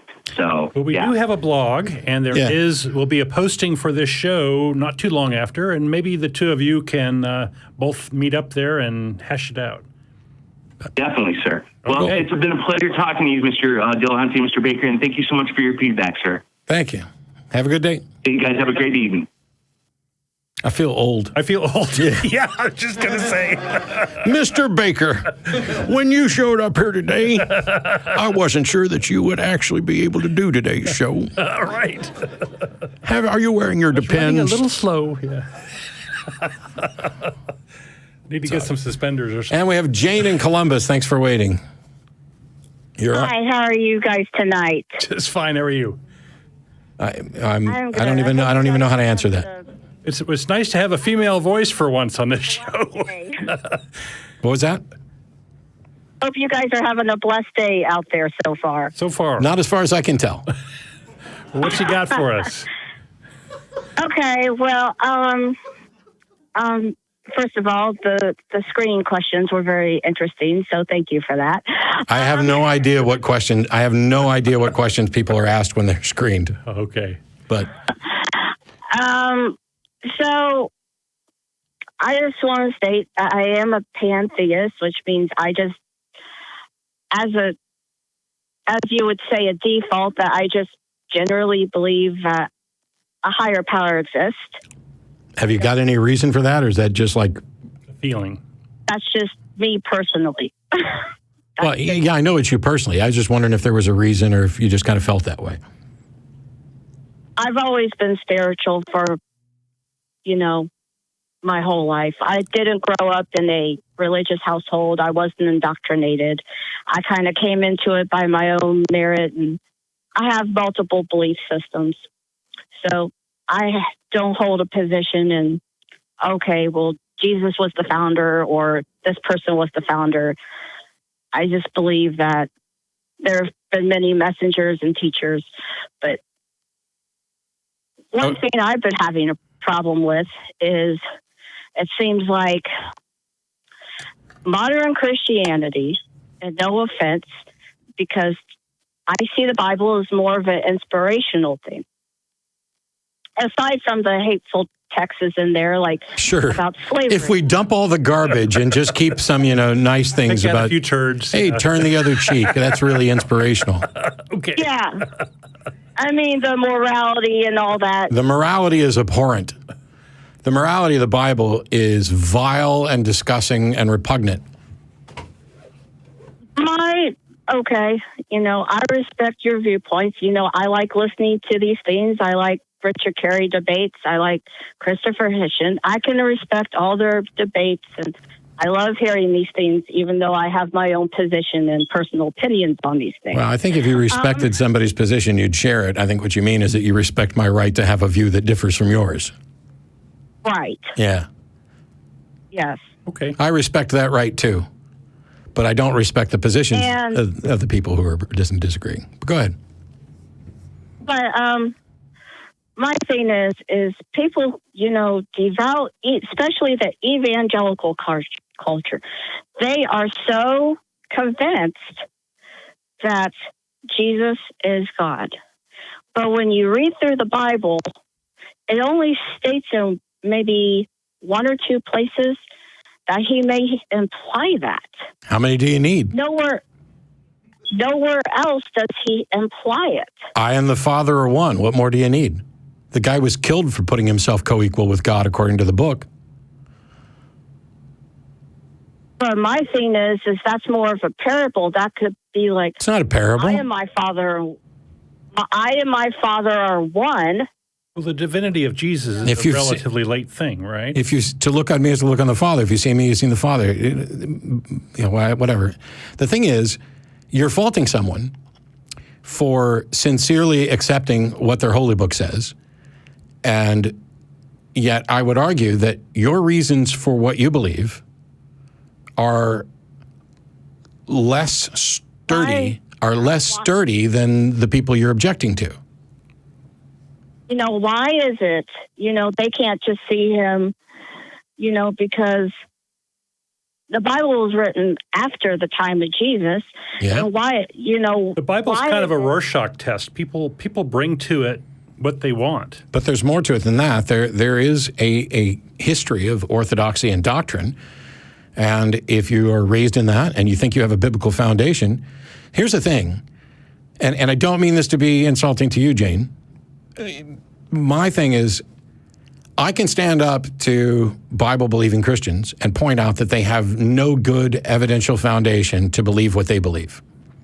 But the same thing applies to you, except that you have even less, because you don't have any sort of revelation. You don't have the ability to land back on claims of prophecy. You just have this warm fuzzy, and you kind of let me take bits and pieces of everything. You've constructed a religion of your own making based on how you feel. And you're never going to make headway against them that way, because... And it's not like I haven't read scientific journals. That doesn't mean I don't understand about cosmology or anything like that. I just by default believe in a higher power. Well, I don't think it's by default. I think that belief is something that you have to become convinced of, and you can become convinced for good or bad reasons. And the reasons you've given so far are bad. Now, the problem here is that if you believe something for bad reasons and somebody else believes something for bad reasons, and you're the one that's criticizing them, why can't they just look at Jesus the way I do? And they're going to say the same thing. Why can't Jane look at Jesus the same way we do? She just doesn't know. She hasn't read. She hasn't, blah, blah, blah. Neither one of you. I read my Bible every day. I read it daily. I read Psalms and Proverbs a lot, and But if Christianity, and I guess this is what I was trying to get at, not why I believe what I believe, but why is it if Christianity is supposed to be the religion of love, people are starting to see it as a hate thing? Because it's not the religion of love. It never was, never will be. That's not what Christianity is, even as a Southern Baptist. It's about God's love for human beings. It's not about you being loving. Christians are commanded to right. So if they're commanded... Wait. You just said, yeah, right. What is it that they're commanded? Because I hadn't finished. So what is it you think they're commanded to do? Okay, so if they're supposed to accept Jesus... And there's, I believe Jesus may have existed, even though there's a stopping point when it comes to historical evidence for him outside of written sources. You are now 10 miles away from the question I asked. What I'm trying to explain is that you have a particular view of the Bible, and Christians have a particular view of the Bible. Yeah. Now, the issue here is, how do we tell who's right? Well, if your foundation is based on what you feel and what you think, then you have no foundation. If they have a foundation that's based on what's written, it could be wrong, but at least it's stronger and sturdier, and it's external to them. Okay. It's not just their opinion, or at least some sort of historical dogma. But if the reality is that I can sit here as the third party and point out that both you and Christians have beliefs that you don't have good reasons to hold, then I'm in the better position. It would be silly for me to go debate someone who talks about faith in Christ and have them say that, well, you wear your lucky socks and your lucky shirt and you go buy lottery tickets every week. I don't do that. But if that were the case, they would be correct to point out hypocrisy, because what I'm challenging is not the beliefs. I'm challenging the justification for the beliefs. Yes. Okay. I can't do that as a pantheist. I don't see any reason for pantheism or panentheism or theism of any stripe. Well, you're an atheist, and I respect your stance on things, and just I respect everybody else. But it just seems like why are they becoming more hateful? It seems like they're really trying to, especially with everything going on in the world, it seems like they're really trying to be. And if God says, oh, well, come to me and accept my spirit, which I think is what God is, he isn't, to me, Jesus was just. This no longer sounds like pantheism, but okay. He was just a messenger. Well, it was just. I think some of the. How do you know that? The recent drama we've had with religious folks has largely been fear-based. They are losing power, they are losing numbers, and they're afraid of that. The world is getting better. The world is getting better, and their and the back-asswards beliefs are getting squeezed out. Yeah, they are now waking up in a world where homosexuals can get married to each other. And that's scary. They are waking up in a world where their religious leaders are telling them that they are the victims, that their religious liberties and freedoms are being infringed on, when in reality, they're the ones that are doing the infringing. And when we stop them from doing it, when we take away the stick that they're beating people with, they want to whine and cry about their persecution. They don't understand what they believe or why any better than you do. And, from what I get from the Bible, what's taught, from not the Old Testament, but the New Testament, is that they are to be Christ-like. Well, love is an action word. Yeah. So if you're going to if you cherry pick verses, but let's say I was going to be Christ-like, Christ was a jackass too. Jesus, let me go make my own scourge and rip through the temple and run out the money launderers. Let me say terrible things, about I've come only to the house of Israel and blah, blah, blah, and saying bad things about family. And I've done a whole verse-by-verse deconstruction to the Sermon on the Mount. And it's a mix. It's exactly what you'd expect. There's some good advice, there's some bad advice, and there's a whole lot of stuff in there to make people feel like they're victims. When the world turns against you, it's because you are righteous. Well, maybe it's because you're a dick. Maybe, and so people are using this and saying, oh, look, so many troubles, people are turned against me. It's Satan. Satan's coming after me because I'm so righteous and right with God. There was this guy, he's had 5 terms, I think, in the Washington State representative. I think he's a representative. I think I might have heard about that. He's now being watched, I guess, a little by the FBI because he wrote a book on or a pamphlet or whatever on biblical war and how you need to kill the unbelievers and how you need to kill the boys. And basically, he was just going down. You know what? He wasn't wrong. He wasn't wrong if what he wanted to write was what the Bible said he should do. He can cherry pick that shit just as easy as anybody else. And at the end of the day, if we're going to fix it, the thing that we have to do is get people to realize that they believe things for bad reasons. And that applies to you and pantheism as much as it does to Christianity. It's just that I don't think you're probably as dangerous. And I think, if, I'm going to side with you in some aspects. I think that, if the church is to survive, then the church itself is going to survive. They need to embrace, the changes around. No. What's going on? No, not so sure. Because if it's against their religious views, to embrace it would be to become a heretic. Would be to be an apostate. If you think that God is opposed to abortion, and you're just like, well, I'm not going to have one, but I'm fine living in a society that allows people to have one, you are no longer practicing the religion you believe. This is the thing that scares them. And it's not the only way for a religion to survive. You know what? You know how religions have tended to survive? By doing the thing that Islamic extremists are doing. By taking over governments. By imposing religious doctrine.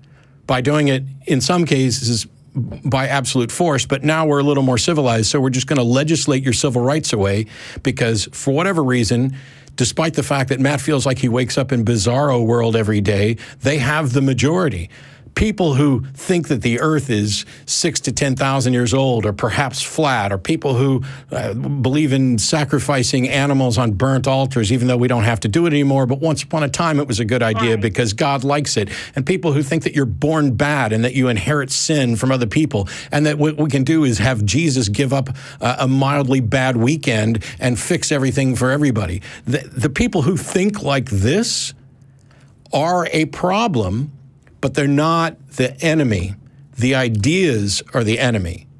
And going after those ideas, and this applies, sorry to say, Jane, to pantheism, panentheism, all stripes of theism, everything that cannot be demonstrated to be real, that people are believing are real and acting on behalf of and legislating on behalf of, those things need to be expunged from society. I can respect your opinions. I don't get offended easy. Trust me, I don't. Okay. You know, I have friends that are atheists, and it don't bother me. You know, they're still my friends, and you know, I get in heated debates once in a while. But okay, then I want you to think about this, because we're out of time, and Parenting Beyond Belief is getting ready to start. So I'm going to wrap this up.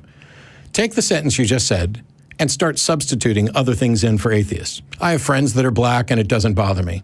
I have friends that are gay and it doesn't bother me.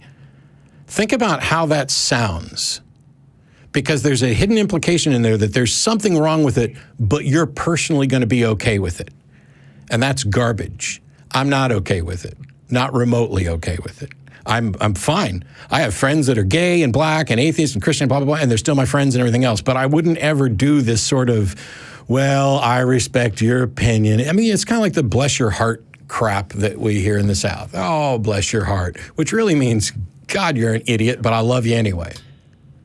No, I don't believe that about people. I really do. One of the things we'd like to nudge you to do is to think about whether your beliefs are true and whether you have good reason to believe them.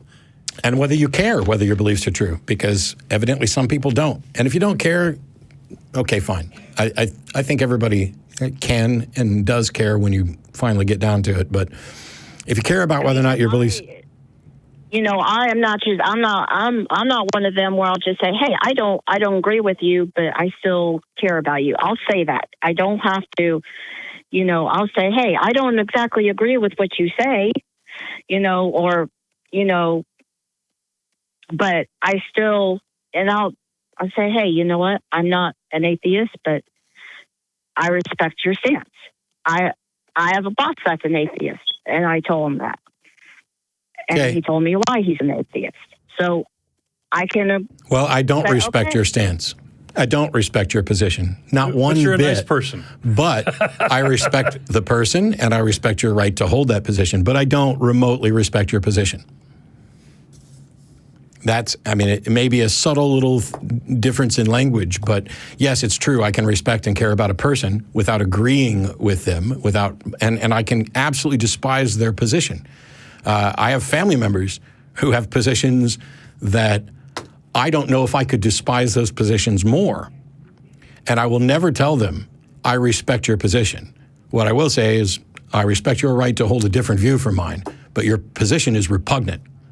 Not you. Well, yours is unjustified as far as I can tell, but not nearly as repugnant as like the guy who's creating the Bible manual for killing people. But we've completely run out of time. I got to let you go. I appreciate it, Jane. There's already callers lining up for Parenting Beyond Belief.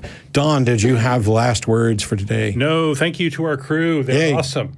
They are awesome. And the people out there on this other wall, we'll be back next week. I'll be back in, I don't know, Do we have check any the schedule. announcements about dinner? Oh, it's here. It's always here. It's always here? Yeah. Oh, okay. We don't go anywhere. You just come right down to the Free Thought Library, 1507 West Koenig Lane. Any atheist or atheist-friendly person's welcome to come down, hang out. Parking is at a premium. You may have to park around the corner. But we're here. And this is the atheist community of Austin. And you have a community here. Okay. And we're going to do what we can to make humankind kind to some extent. We're done. Bye.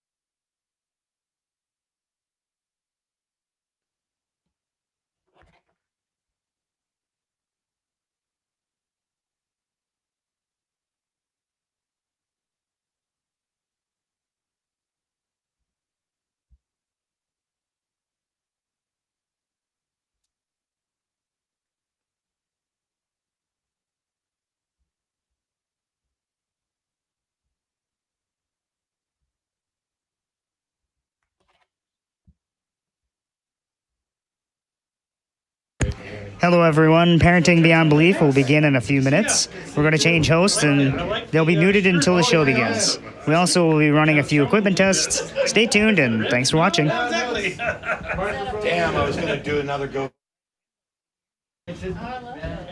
Yeah, go ahead, Kendall. Can you hear me? Yes, we can hear you. Yep. Okay, great. Okay, Dale, can you hear me? I sure can. You're very low. You're both very low. Okay, volume's low. I mean, I can...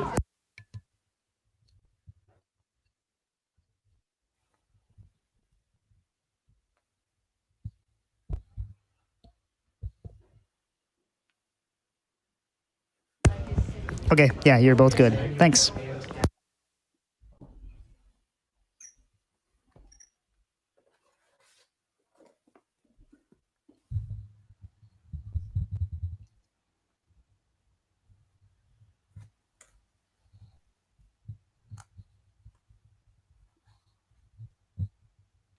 I got the mic higher. How's that?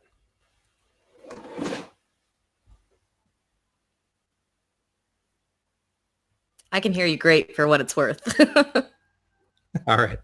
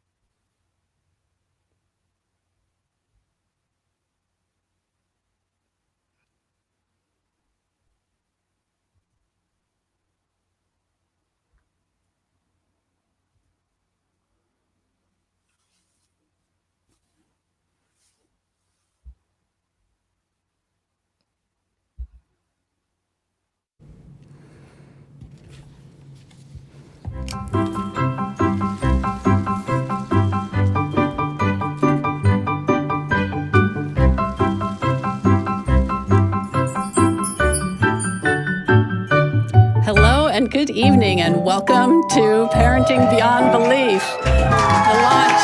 Yes.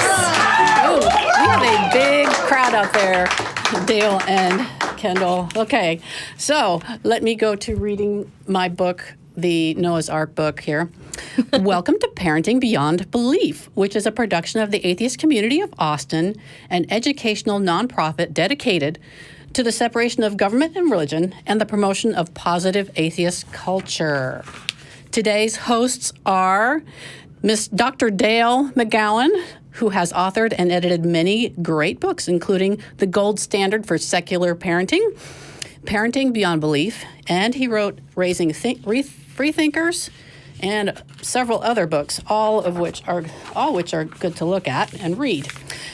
And Kendall Hopkins, who is also known as Sapphic Skeptic on YouTube. She blogs about single parenthood and mental health issues, and she is our other person who's phoning in. They're both phoning in remotely.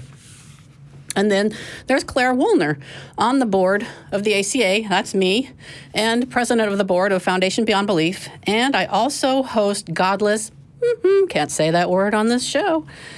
And let's see. This is a show for folks who are raising free thinkers in a religious world. We discuss parenting, share our experiences, play fun games, and take phone calls from parents who have questions, thoughts, or experiences about parenting in a secular way. Our regular show times are on the second and fourth Saturdays of each month at 1 p.m. Central Standard Time.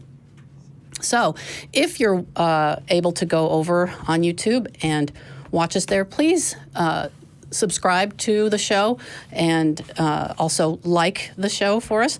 There is also a Facebook and there's a Patreon where you can support what we do in that way.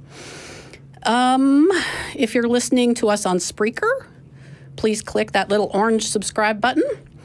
And please, as I say, consider subscribing and going on Patreon and donating some. So let's talk to our hosts briefly here, the other hosts. Dale and Kendall, how are y'all doing? Good. How you doing, Claire? I'm doing really well. I need to turn up my thing here a little bit. Can y'all hear me good? Okay? Yeah, you sound great. Okay. All right. Good. We have callers, and we have parenting things to talk about. Real quick, I think every show I want to start with a little parenting tip.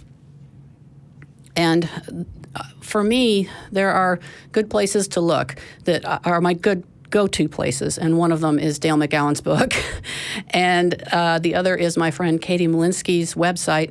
She is a parenting coach and child development expert here in Austin, Texas, and the thing that I got off of her site today was something that she calls Feel, Felt, Found.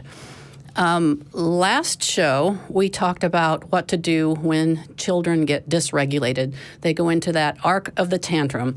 It starts out, everything's fine. They get triggered, and they go into the tantrum. What you should do when they get up in that tantrum, which is basically nothing except be there and hold them and assure them that they're going to be safe. And then once they come down, this is when you can talk to them. So what do you say to them? This is what this post is essentially about. And the Feel, Felt, Found alliterative thing is to help you remember what to do. So if your child is dysregulated, especially smaller children, and you know what, this works for adults too. All of this stuff is good for taking care of people you love. I'm a fan of Alain de Botton. He is my kind of atheist, and he talks about how if we treated our loved ones like we treat 3 and 4 years old, things would be a lot better.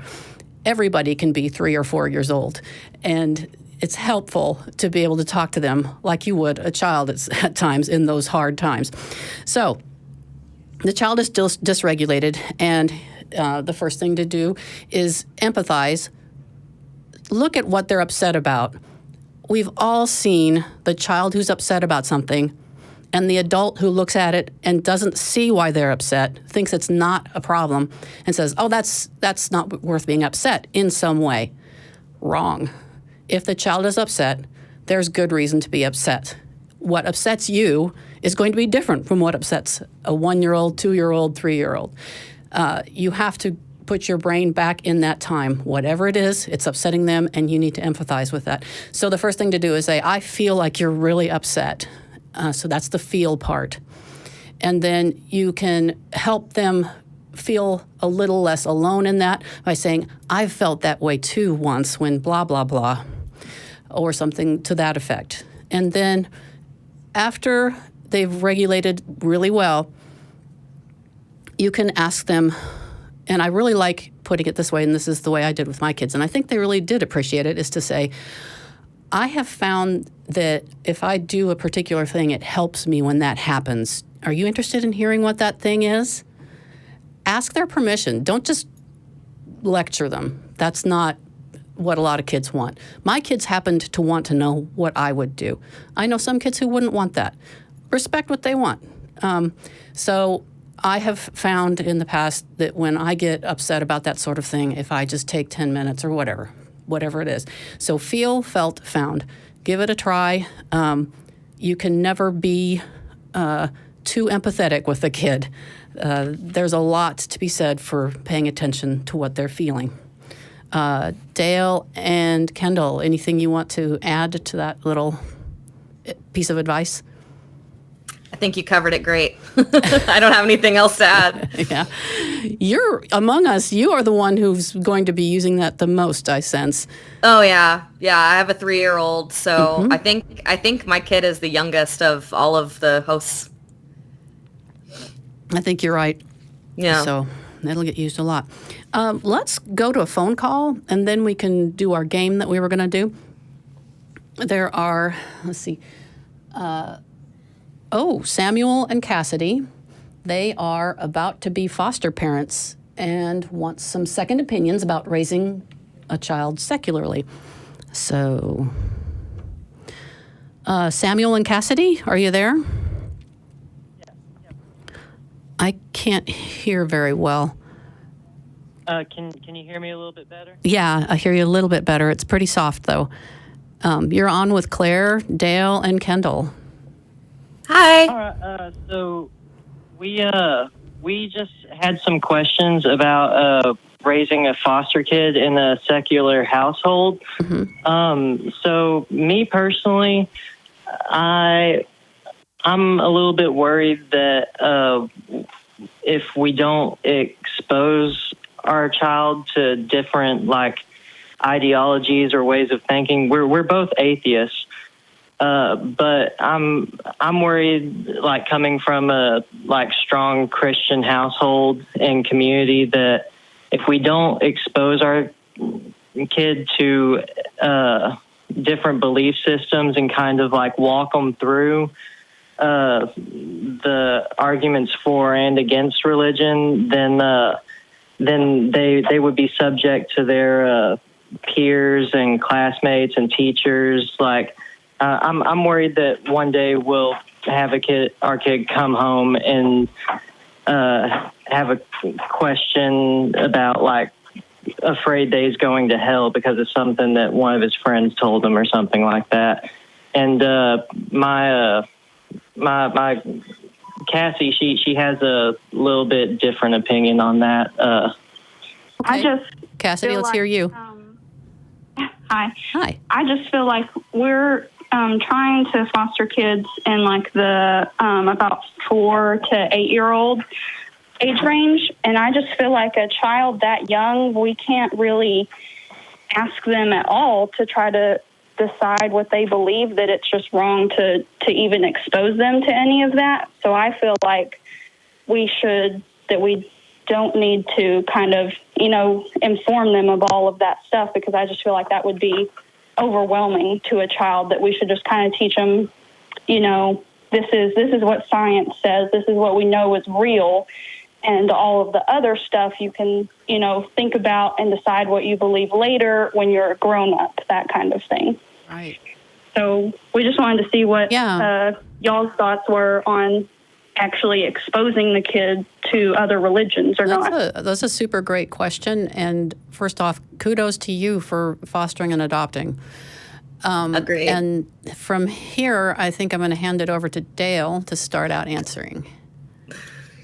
Yeah, I'm happy to answer that one. This, I have to repeat what Claire said.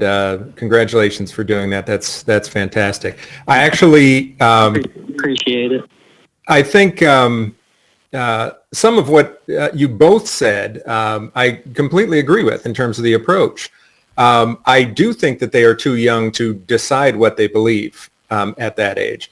But the fortunate thing is they don't have to decide. They can be exposed to things without making a declaration. And I think it needs to be made clear to them and to others around them, family members, anyone else who will be an influence or whatever, that this is a period of exploration for them. Religion is fascinating. It's really interesting. And for kids that age, these are attempts that have been made over the millennia to explain the most wonderful questions there are, the most interesting questions there are.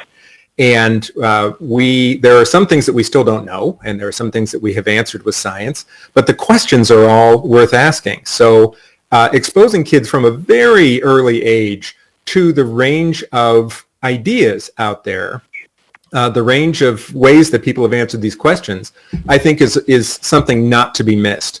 You don't have to think of it as a comprehensive education.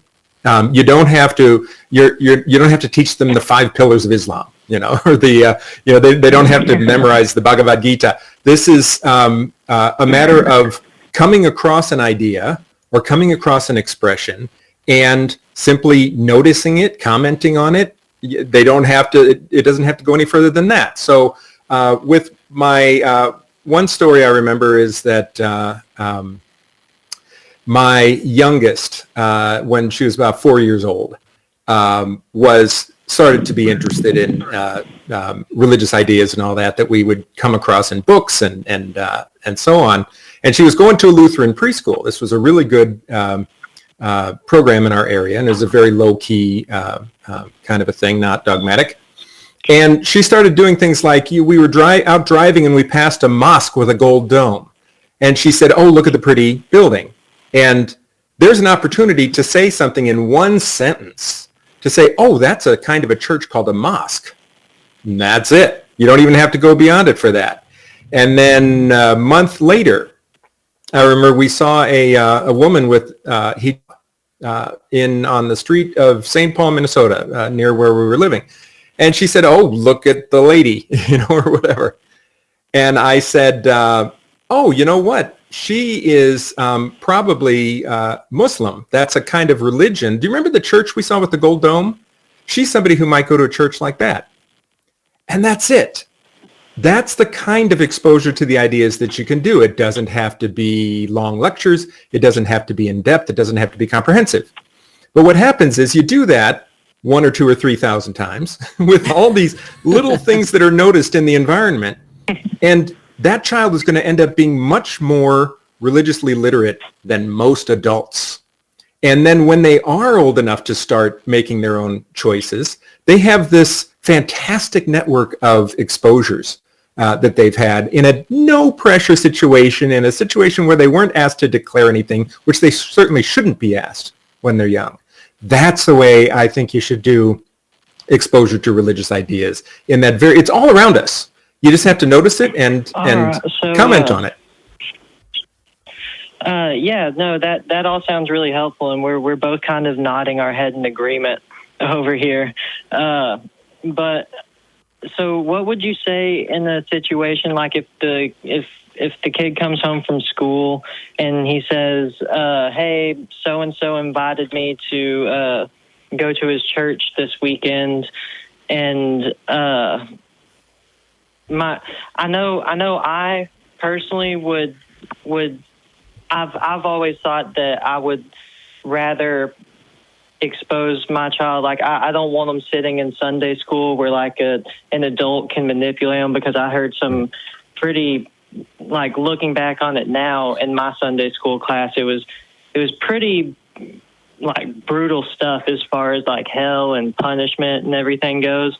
And so I don't really want my kids sitting through like a Sunday school. I always thought that like I got more out of hearing the stories and the parables and stuff that I would probably tell my child that if he really wants to go visit his friend's church, that I would go with him and we could sit in on a sermon and see what he thought about that. But Cassie, she said that she probably wouldn't even really want him to go at all, that like telling him that that we don't go to church. Yeah, I was going to recommend exactly what you said, that you just say, the friend invites him and you say, oh, sounds great, I'll go with you. If you are there, you also have the ability to have a discussion afterwards, and really process it in that way. One of the reasons I think it's a good idea to do this, if you can, on occasion, is that it takes away the possibility of forbidden fruit forming in their mind. One of the things, if a child never gets into that behind that stained glass, they can develop an idea that there's some powerful magic back there.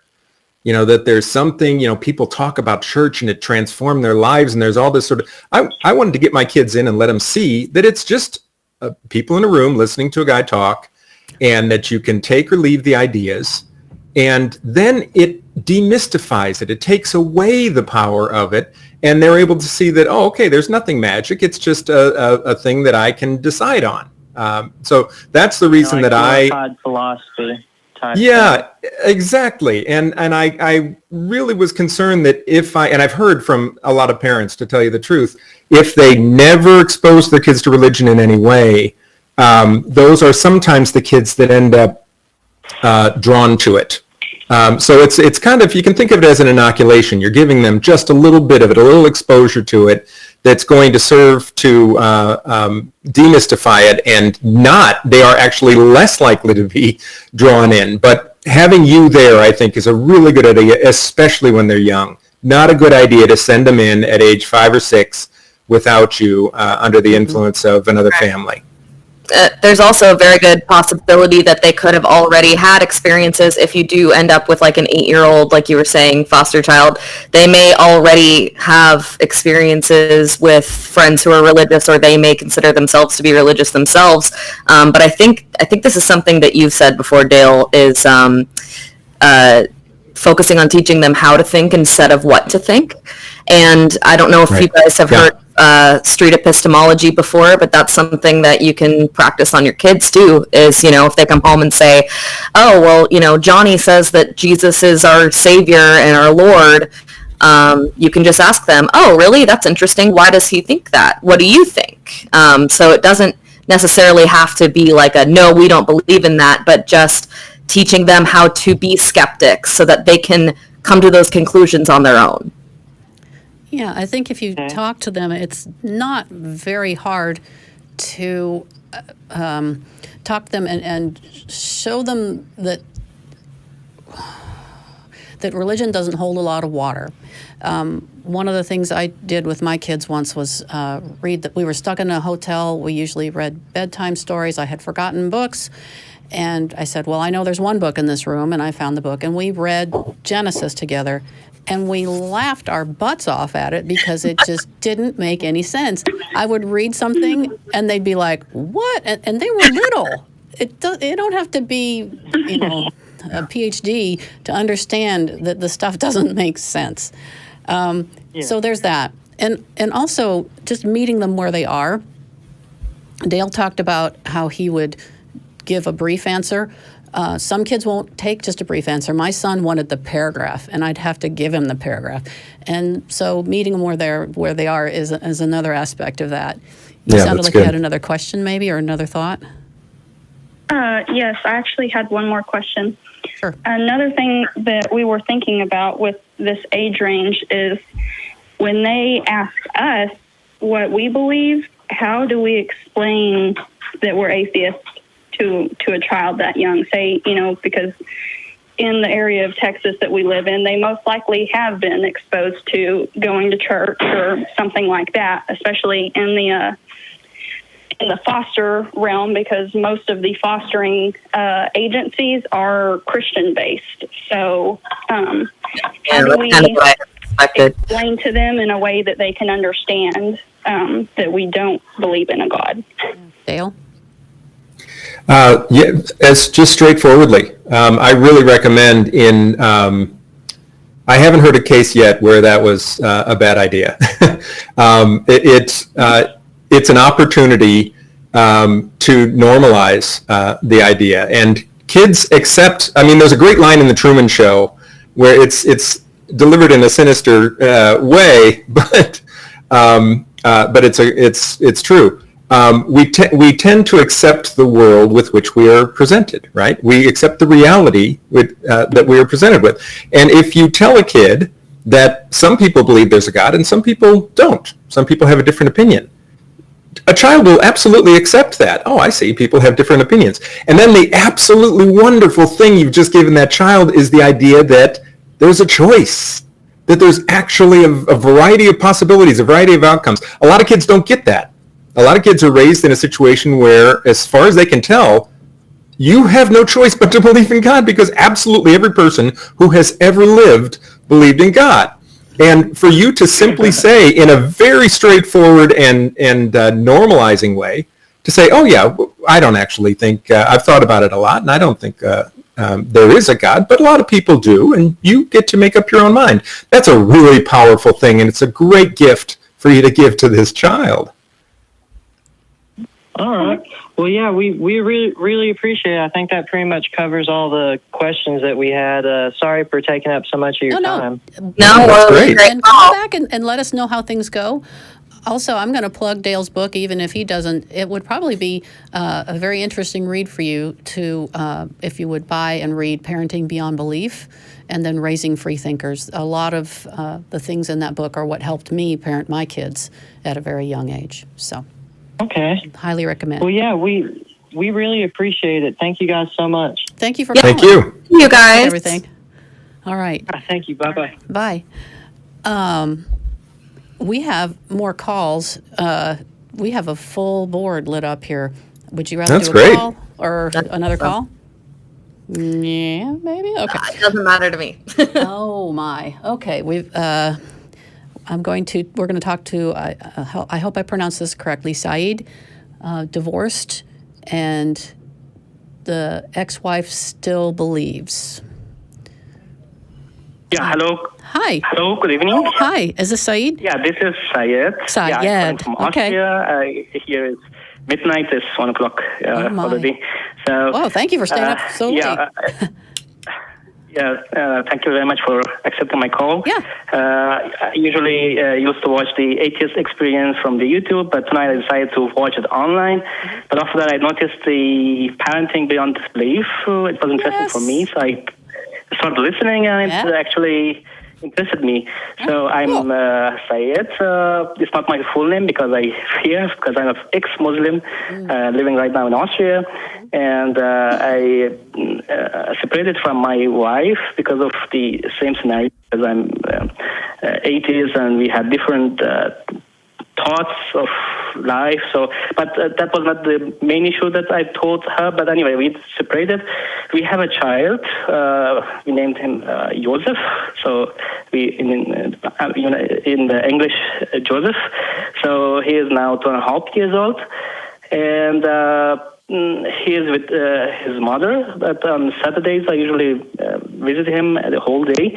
But now he's quite young, 2.5 years, not much worries now, but I have worries about the future, that how should I convey the critical thinking to my child, how he should think and how he should live in future, and other issues also, because I'm coming from this very religious family, so from his mother's side, and from my side as well, so, and we live in community, so I'm worried that how should I face with challenges in the future.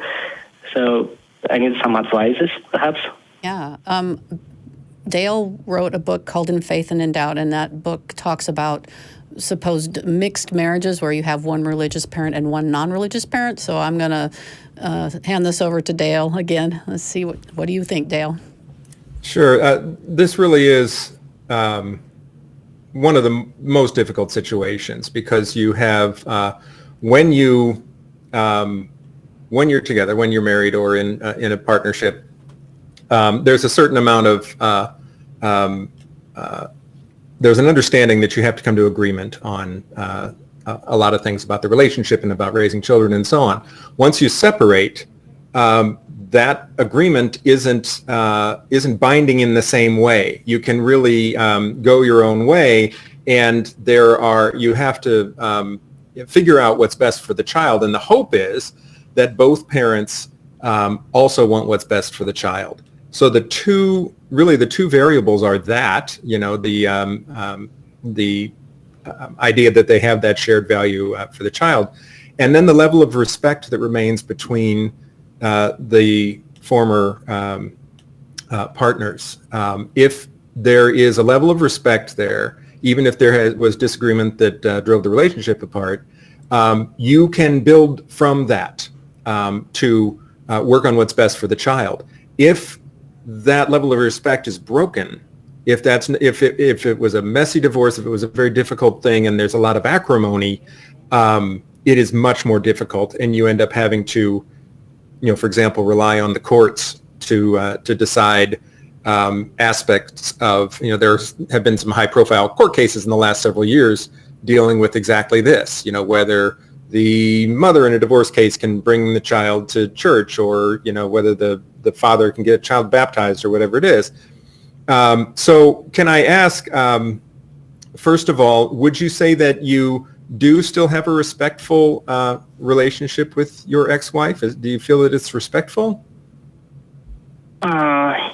Yeah, I can say, but the point here is still that she is not aware of that I'm atheist, rather than I became atheist after my divorce. But of course, I was open-minded, and we have differences in the sense of education. I'm a PhD student, and she is just a high school degree that she had, so right. Difference of the education and other things. But yes, we have respect in that sense, but I am worried that in future that we may come in clashes, that if I interfere, that, for example, in Islamic society, usually the children should be circumcised. So for me, it's a full action to be done. So I'm not sure what should I do, because sooner or later he should be circumcised. So I don't know how should I approach it through just because it is unimaginable that if he is not circumcised in the future, because he will not be a good Muslim. So in that sense, so the future clashes will come soon. So it's a kind of now is a kind of. How should I say it? Just the silence before the storm. So I'm worried about the coming future. So right now it's fine. It's respectful. Yeah. Right. Good. Well, that you can build from there. And the fact is, it doesn't even have to be overtly about religious versus atheist. What you can talk about is questions like, is there a shared value of having your child make certain decisions for himself? And my guess is that you will differ on some of those decisions. But the question of circumcision is actually one that you can have a conversation about. You could offer, for example, you could say, I'm entirely fine to have my child circumcised. How about we wait until he's 18 and then he can make the choice? And the realization that at the age of 18, nobody's going to make the choice, enters into the discussion. That can be the sort of thing that can make someone think about it in a way that they haven't before. So the assumption is often made that the other person will automatically be coming from the perspective of the doctrine of the religion. But if you can just bend it, if you can just give them a perspective that they haven't had before, like that, it can help them to think about it in a new way. So you're not drawing a line in the sand and saying, I absolutely insist on this. You're saying, how about we think about this in a way that can form the basis of a discussion. The general question of the child choosing his own belief system is another one that's likely to be an issue. but you can approach that from that perspective. You can ask your ex-wife if that is something, if finding his own way to God is something that would make for a stronger faith. You can frame it that way. And if you say it in that way, very frequently a religious person will say, yes, that's the best possible path to God. And then you can say, that's what I want. If my child is going to find God, I want it to be a strong faith. I want it to be a self-motivated faith. And you don't have to say, I also want the child to have the option of chucking the whole thing. But if you approach it from their perspective and then build in these free thought themes, it can be something that can help a person think about it in a way that they frankly haven't done before. So it's a keep the lines of communication open and talk in these general terms before you go straight to the issue. The fact that the child is so young is really good. You have time. You have time to begin having this conversation and to gradually move the ball to the point where you can come to a compromise position. It might not even be your ideal. But if you start having the conversation now and talk about it in those terms, about autonomy, about the strongest possible belief, that's your best way forward, and keeping respectful dialogue open. Okay, and I had one last question. I'm quite lucky that I live in Austria. Austria being a democratic country, a good environment for my child to grow up.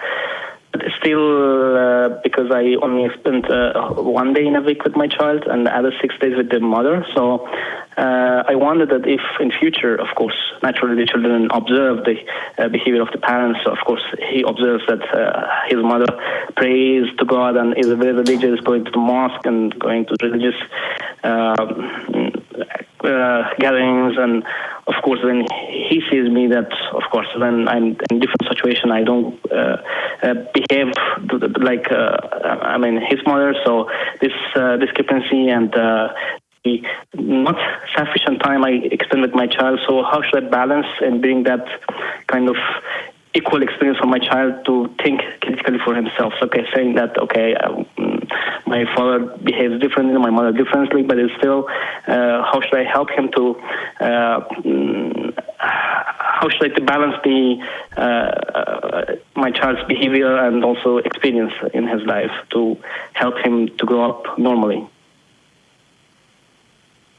Do you want me to? Yeah, go ahead, Dale, if you feel take comfortable. That? I do. The 1 day, it sounds on the surface like 1 day and 6 days is an imbalance, and in the case of what you're talking about, it doesn't have to be. What you need to do is allow your child to see a kind, compassionate, intelligent, decent man who also does not believe. I'm a strong advocate of letting your child know very straightforwardly and very normally that you don't believe and that other people do believe and that it's your choice in the end. But then the strongest thing you can do is not arguments. It's not presenting the case against God. It's simply being the kind of person that your son would want to be and allowing that to stand alongside the example that your ex-wife gives. And so your child can say, okay, there are two ways to go. There are probably more ways to go if there are two. And it's not a question of good and bad people. It's a question of people making different choices. That's really the most powerful thing you can do. Does that answer all of your questions, Syed? Yes. You mentioned the name of a book that you advise is good to read, especially for the situation of parenting. So could you name the book again that I can write it down and maybe I can find it? Go. In Faith and in Doubt is the name of the book that deals with parents of different perspectives. In Faith and in Doubt. Yep. In Faith and in Doubt, yes. Okay. I tried to find the book, and I hope that helps. Thank you very much for giving your time. Thank you so much for calling. It was my pleasure. Thank you very much. And call back to let us know how things go. Yeah, good luck. Okay. The next call, what I wanted to do is each of us talk about our favorite, something that's one of our favorite things. And this can be anything from favorite author of children's books, a favorite toy to give the kid when you're going on long road trips, whatever. So, Kendall, you want to go first? Yeah, actually, since you mentioned favorite books, I have a few that I love as a parent. Books, yay. Yeah, so I'll just show you. This one is actually not parenting related, but it's one of my favorite books, and it does help. It helped me to gain a lot of skills that are helpful as a parent. It's called The Art of Comforting. I don't know if you can read it. By Val Walker. This book, I am like a huge, we're very big onto how can I improve at being a good friend. And this book has been like endlessly helpful for me. I reread it every couple of years. But then these ones that are specifically related to parenting, this is called I Was a Really Good Mom Before I Had Kids. And it's kind of like anecdotes of like funny, quirky little parenting things, but it's also very, it's very like, it's okay to be a bad parent sometimes. It's okay to mess up. And I love it. It's a good like coffee table book. And the last one I have is Toddlers Are Assholes. It's Not Your Fault. and just funny anecdotes, funny like satirical parenting advice. Great. So yeah, those are my three I brought. Oh my gosh, that's great. That's Toddlers Are Assholes. No one's gonna forget that book title. No one. Let's take a caller. This one's a little different, and her name is Ruth, and wants to know if it is socially acceptable to not want children. Ruth, can you hear me? It's Claire. You're on with Claire, Dale, and Kendall. Hi, Claire. Hi. Hi, everybody else. Hi. Hello. Hi. The answer is yes. Well, it's really not socially acceptable if you put it out there. It's easier to tell people that you're an atheist than it is to tell people that you don't want children, honestly. But yeah. Well, it's really none of anybody's business. It's none of anybody's business, but also I want as few parents that don't want to be parents in existence. I don't want anybody who doesn't want children to have children. Totally. That's the way I feel about it. Like, and I'm a huge empath. Like, I love everybody, and I'm very kind and caring about everybody else. But I just have never had that urge to have my own children. Some of that is I have 5 little sisters. I don't. Did that? You raised 5 already. Mm-hmm. Yeah. But it's a hard thing socially. Like the older that I get, the more people are like, "Aren't you going to have some kids?" And I'm like, no, not really. Lordy. That is so inappropriate to ask. It's insensitive, quite frankly. Yeah, if you need my permission to just say, "Wow, how's your meal?" and just change the topic just brashly, because that is so inappropriate to ask. It is none of anyone's business. And I'm sorry people ask such stupid things and say, I mean, that's rough. It's your choice. It's your life.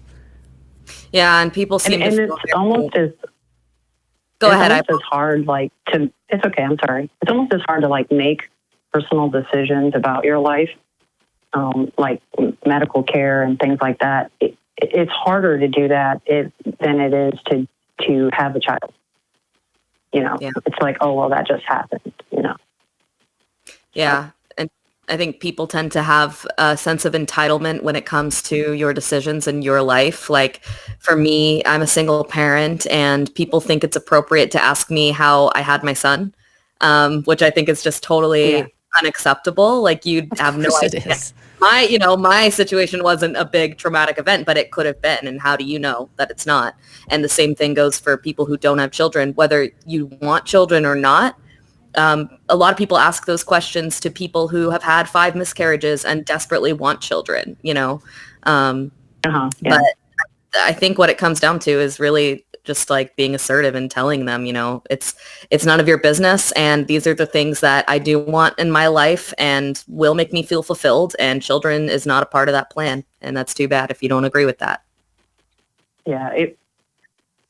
So invested in this. It just mystifies me why people, because they really get, I know exactly what you're talking about. I have seen people really go over the top about someone else's decision to not have children. It's just, it really is mystifying to me. I can see somebody saying, oh gosh, I would never make that choice, but why in the world, why does it matter so much to them? It's what I have never understood. I think to play devil's advocate, as a parent, we know how much joy our children bring us and how much fulfillment and happiness they bring us. And so I think in a lot of cases, people are like, no, like you just have to try it. It's the most amazing thing. Being a parent is wonderful, but it's not coming across I've heard that way. a million times. Yeah. And, it's like, I think if people are on the fence about it and we're having the conversation, I would generally be like, yeah, being a mom is amazing. It's my favorite thing. Also, it kind of sucks sometimes. So you kind of have to yeah, I'm sure parasailing off of big cliffs is awesome. Not going to do it. You can have all of mine. Just because I find children marvelous, it doesn't mean that everybody's going to want children. That's just personal choice. That's all it is. Mm-hmm. And they can mind their own business. I've had some instances where it's almost like a shaming thing. Like if I go buy myself something, or if I go buy a new car or something, it's like you're being selfish. I'm selfish. being selfish. That's what I've heard, and that there's an anger to it that is absolutely bizarre to me. Mm-hmm. And it's silly, right? Because that's bare minimum 18 years of relationships. Yeah. It stops relationships. Like I've had friends that it's like all of a sudden they think they can't be friends with me because they're going to have kids. Like it's like a world ender or something. Yeah. Those probably aren't people that you want to have as friends. I will say that it can be difficult after you have children to connect with people who don't have children. If I have a hard day with my son and then I go see one of my friends that doesn't have kids, I'm like, oh my gosh, this happened today. And they're like, oh, that's cool. I woke up at 11. It can be really frustrating. But I have I'd say 90% of my friends don't have children, and it's not okay for them to shut you out like that for a decision that you're making. That doesn't sound like a good friend to me. Yeah. But it is. It's definitely a hard social thing to get and find friends who are the same. And I guess you could say that for atheism as well, but but it's definitely, you have to find a group or a place where it's okay to say those things and not have that fear of ridicule for it. Or I see that you're in South Carolina. If you lived in New York, I think that would never come up. But South Carolina, I could see where there'd be a good bit of pressure because the culture there is very old-fashioned, family conservative, sort of, by and large. The whole quiverful thing. Oh, Lordy. Yeah. I have 5 little sisters. Yeah. Oh, my. Yeah. Oh, boy. Okay, well, anyways, I hope we helped a little bit, Ruth, and good luck out there, and tell them to mind their own business. Yeah, that was a great answer. All right. Thank you very much, everybody. Take care, Ruth. Bye. Mm-hmm. Bye-bye. All right. So, Dale, do you want to talk about your favorite thing? Oh, sure. Neil Gaiman. Oh, Neil right. Gaiman. Uh-huh. From Cradle to Grave. He has given us more joy. I got in trouble for showing Coraline to Delaney when she was 6 months old or something. I can't remember. No, not 6 months, but she was very young, and It was only years later that I actually found out it's actually classified as horror. Did you know that? It's Yeah.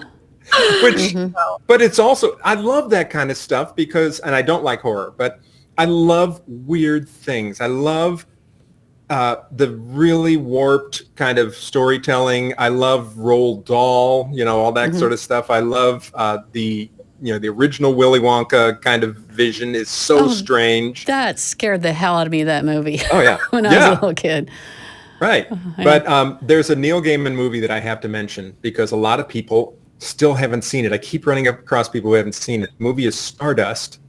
Oh, okay. And if you haven't seen it, it's what you have to do when we hang up. Okay, we've got homework, people.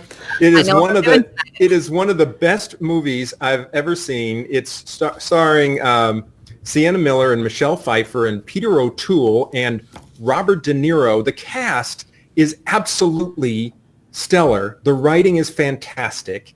It's this fantastic fantasy, Neil Gaiman kind of a thing, but absolutely brilliantly done as a film. And I keep running across, nobody's heard of it. I keep running across people who haven't heard of this thing. Stardust is the name of the film. There are a couple of movies called Stardust. This is the Neil Gaiman Stardust, 2006 or something. I don't remember when it came out. But oh my gosh, go see it. Okay. Neil Gaiman. Will do. All righty. Let's take another call.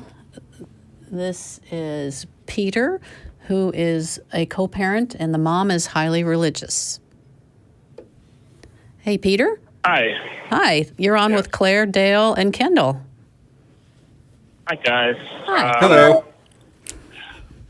I don't quite have a strong question on this. It's more like this is just something that I feel like I'm very analytical and I came to this conclusion, but I don't have any people that share my non-religious beliefs that are close to me that have kids, and it's a very unique circumstance. So I figured it'd be good to just talk to you guys and present it to you and see if you guys see a different way of going about it, or maybe you might have seen this go bad or wrong in a good way. So basically, I was married. I had 2 kids, a 6-year-old and a 4-year-old. And the mother is heavily religious. I mean, the kids are even in religious schools. So there's a lot of moments where my son's at the table with me. I co-parent. He's with me half the week. And he'll just start saying, "Let's pray." And I just look at him and I'm like, oh, man, I don't want to start a fire and tell my son, but I also don't feel like I can be honest. Looks like I don't believe in that when everything in their lives is telling them otherwise. And I feel uncomfortable that I can't have a voice just yet. So I find small ways to put it in there. And when he's older, I feel confident that I can get him to understand why that stuff doesn't make any sense. Let him think. Rather than introduce it now and cause a storm of problems with his mother. And I could sign on and talking for a while. You guys just tell me what y'all think of that. That's okay. I'm just curious. Is your ex-wife aware that you're atheist? And yeah, I think when we were divorced, she had the idea that she knew that I kept telling her I was, like, hey, I don't believe in this anymore. And to make the divorce worse, I would always quote the Bible to her in order for her to just kind of like, poking a wound, like the woman should be silent when we're going to divorce, anything to just try to get her to realize it was stupid. But okay, so is the relationship still a little rocky like that, or do you have any communications with her that are positive? Like, can you introduce your kid to, say, a Unitarian Universalist church where you will meet atheists, I am pretty sure, and your child will have church time with you? And I don't know, some religious folks might not go for that. What kind of church is it? Unitarian Universalist. The tagline that I hear most often is that they believe in one God at the most, and it's basically a secular religion. Every minister I've ever met that was Unitarian Universalist was atheist. They have they have tenets that they follow, and they're all secular humanism tenets. Take care of each other, take care of the world, be kind, that sort of thing. And so if you can find that's so unique. I'm gonna put that on my phone right now. I'm sorry, right. My hands are a little tied, but I'm gonna put this in right now. Unitarian what? Sorry. Unitarian Universalist. Awesome. Okay. All right. And another church that is often doable for atheist folks is a Congregationalist. And you might be able to find, if you go on Meetup, you might be surprised to find an atheist parent meetup group. And you could just take your kids to that. And to the kids, it's just a playtime. And you get to hang out with people of like mind. And that's kind of nice. Yeah, even if you can just find... Kendall, go ahead. Okay. Even if you can just find a local atheist group that has quite a large number of members, like on Facebook is a great way to find them. You can then, post there. And if there's not already a parenting group, you can always say, hey, is anybody, interested in getting together for play dates with kids? I've actually have a few secular parent friends by doing exactly that. And I wanted to say as well, and anybody can correct me if they think this is a horrible idea, but I'm thinking, what if, you've got your kid and they say they want to pray and you tell them, well, go ahead. I don't pray, but you're welcome to do so. I wonder if maybe that would kind of send a message without saying, oh, well, that's not real or anything that would offend your children's mother. I think that's a great idea. I did that. Yeah. Oh, good. Good on you. I think that's ideal. It's not a matter of forcing your beliefs on your child, but to be straightforward about what you believe is important. I think it's a very valuable thing for the child to see that there are people that are loved in your life, people close to you who disagree, who have different opinions on this question. I think that's better than any argumentation you can do. Just to provide that variety in the child's life is a valuable thing. Well, I'm glad that you guys agree, because I already do that. A part of me, like a deep desire, I hate to say it, maybe it's a little selfish, wants to be able to that, hey, none of that stuff is true, and really just like cut it off at the roots early. The only thing that stops me is the altercation that can come with, being a co-parent.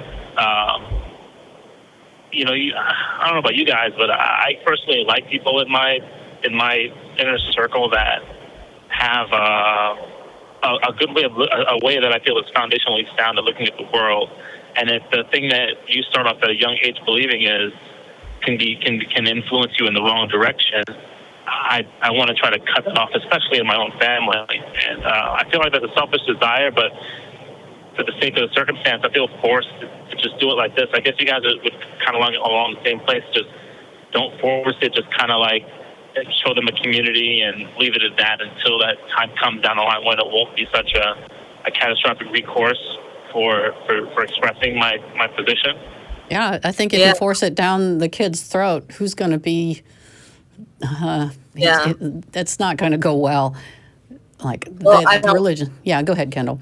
I'm sorry. Sorry. I don't know if you were listening to earlier calls, but like we were talking about, something that Dale says is teach them how to think, not what to think. So I don't know if you want to elaborate on that, Dale. That really at the root of that is developing curiosity in a child. If you raise a child to be ravenously curious about the world from the beginning, they are going to reject ideas that do not clarify the world, ideas that add more fog than light. So this is the thing that from the time my kids were very young, I was looking at things. We would look at something and say, wow, look at how the pill bug, rolls up so tight. I wonder why he does that. So it's the wow first, and then the I wonder why. You don't even have to answer it in the moment, but it helps them start to see that the world is wonderful, and there are answers that we can find. We can ask the questions, and we can get at answers. Get them recognizing how amazing the world is and wanting to have the answers for it. Then help them start to search for those answers in ways that don't necessarily have anything to do with religion. And then gradually they develop a distaste for deception. They don't want anything that gets in the way of understanding the world. And then when they're presented with religious ideas, they are predisposed to reject anything that is nonsensical, that is not going to get at the truth. So get them to fall in love with reality. Get them to fall in love with the idea of seeing the world as it is. And that's more powerful than any argumentation against religious ideas. I like that. I really didn't expect to really get that much from you guys, and that was really surprising. I can't, by talking to you guys, I was able to really realize something about myself. I kind of do that, but I still have that emotional pull. It's really just me. It's my emotions that are pushing me to just kind of smash that early, but I really don't need to. Right. I could, like you said, just find other ways to do it. Like, for instance, my son was like, I said, you're going to talk to Santa? He's like, no, you're going to mommy your Santa. And I'm like, okay, well, who's the tooth fairy? Well, you're mama's tooth fairy. Well, I said, well, who's Jesus? And he said, you and mommy. So I was being very direct, and that could cause a lot of problems. It's just me. Okay, this is a big part of me, too. I guess I'm still... I thank you so much. I appreciate that. I don't have any more questions on that. I think I'm going to take a look at that church, which I didn't even know existed. Right. I think a community of people would be a good support because I don't have anyone to talk to. My other friend, my one that's closest, he still believes there's something out there, but he calls himself an atheist. And I'm like, he doesn't know what it is. He just says that. I do appreciate that. Well, you definitely have a community here. I don't know if you're a part of any of the discussion groups on Facebook. They're like a really great resource. That's like how I am here, is because I was very heavily involved there and made some great friends, great connections. And it's a really good resource for a community if you're not like in the Austin area. Right. Atheist Community of Austin. Right. We do community worldwide. So just come and look for us. I'm jealous.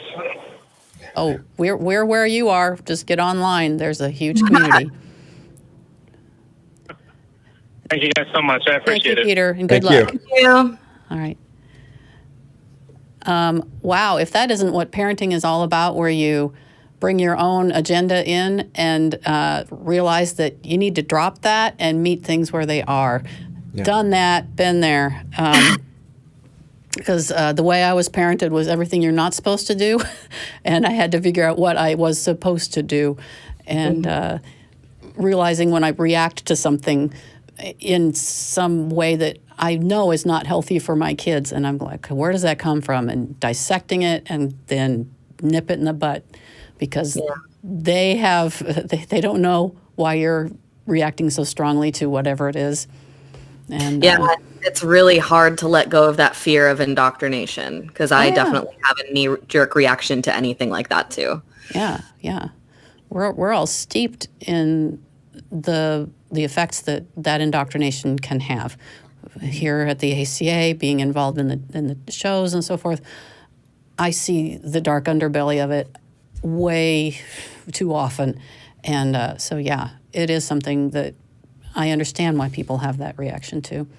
Mm-hmm. I'm going to do my favorite thing, and I wanted to talk about Paul Goebel. He's a children's book author, and the books he publishes are, you're probably familiar with The Girl Who Loved Horses. He does these amazing illustrations of Native American life and tells their stories. I'm going to hold the books up and let's read together. And the illustrations just knock me out, and the stories are amazing. And the other lovely, lovely thing is that when you're trying to broaden the base of myths that you're child is exposed to, there's all right here. Paul Goebel has many of the Native American myths, and they're illustrated beautifully, and some of them are quite funny. They're like Iktomi and the duck. There's a fool, Iktomi, in, I guess, Native American culture of this tribe, and he gets into trouble by being arrogant and selfish and so forth. And my kids and I used to just laugh out loud at some of these stories. So I highly recommend getting hold of Paul Goebel's books. I was so enamored of the illustrations that I made sure that I got a copy of every single one of his books, and we read them all. They were wonderful. So we have, I'm so glad we have so many callers. We're going to go to someone named Minx, and if children's brain is not fully developed for critical thinking, then do we need to use parables to teach values? I definitely have thoughts on that. Minx, are you there? You're on with Claire, Dale, and Kendall. Hello, Claire. Hello, Kendall. Hello, Dale. Hello. Hi. Yeah. So I'm really glad that Claire, when you brought up the UU Church, because I'm going to UU Church as well, and I am definitely more theistic than other UU members. And to be honest with you, that when I grew up in my country, my families are Buddhist, and my parents, they don't teach me values from their religion very well. So they usually send me to a Buddhist temple, and over there I learn moral and how to deal with stuff like death and suffering, etc. So through the story and parables that the monks told me, then I tend to hold these to them. So to be honest with you, I don't think about those issues in rational terms very well. So I'm thinking if I have kids, then I think it will be difficult to talk to them about, how to be kind and compassionate to other people with just like logical reasoning with them. So I think I probably may have to use some sort of story to demonstrate that. And in fact, in the UU Church, I see that, when the minister say, story time, and then where all the kids, they get the attention to that, and then they sit down and they listen to it. So I think there's some sort of power in, metaphorical stories that religion tend to demonstrate that, help people open up their imagination in order to think about critical issue. So I would love to hear your opinion about that. Kendall, you want to start? So can you hear me? Kendall, can you start? I couldn't hear you. Sorry, I said take it away, Claire. You got this. You got. I didn't hear you. No, myself muted because I thought I heard my son coming home, but he's not. Oh, okay. Go ahead. Dale, do you want to start? Oh, that's fine. All right. Sure. Okay. Well, I definitely think that there is power in stories. I think you can use stories to illustrate moral principles very well. I don't think you have to be limited to that. I think that the youngest children are capable of seeing the reasons to behave ethically. For example, there are two basic ideas that underline 99% of all ethics. One of them is that reciprocity idea, the golden rule idea of treating other people as you want to be treated. That's something that a child can understand. And the other one is called universalizability, a massive 9-syllable word for doing what you would want to be the whole of the law, is the way it's often said. What if everybody did this? The youngest child could understand that a certain action is not right if it's something that would make the world a bad place if everybody did it. So those are the sorts of things that can begin getting children to think ethically and morally. with or without a parable. Then you can build it into parables. You can build it into Aesop's fables or, whatever you want. I think that can be a very powerful way to deliver it. But I think it's also something that can be simply delivered in a question.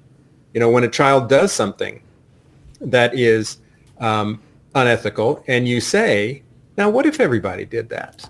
What would the world be like if everybody did that? You've actually delivered one of the two most basic moral principles in a nutshell. And that's something that can get a child reflecting on that in their next action and their next action. Right on. I have a tiny bit of a different perspective. First of all, I've recently learned about the platinum rule, which is not treating people like you would want to be treated. It's treating them like they would want to be treated, which I think is the next level up. Because I may want to use binary pronouns, but if someone else wants to use non-binary pronouns, then by all means do that. That's not the golden rule. That would be the platinum rule. If somebody has any other way of life that is different from mine and I disagree with it, which I don't, but if I did, I would want them to be treated like they want to be treated, not how I think they should be treated or I would treat myself. So the other thing is parables in stories. Yes, they can be effective. There was one story that I heard growing when I was a child, and it stuck with me way hard, and that was the story about the genie or something that turns itself into a rock in the middle of the road and sits there, and people go around the rock and they curse the rock, and the person who finally gets down on their hands and knees and scrapes the rock out and puts it off the road so that everybody can pass by easily, the genie turns into the genie again and says, here's everything that you could ever want, sort of deal. And so I lived my life moving that rock, hoping that I'd find the genie.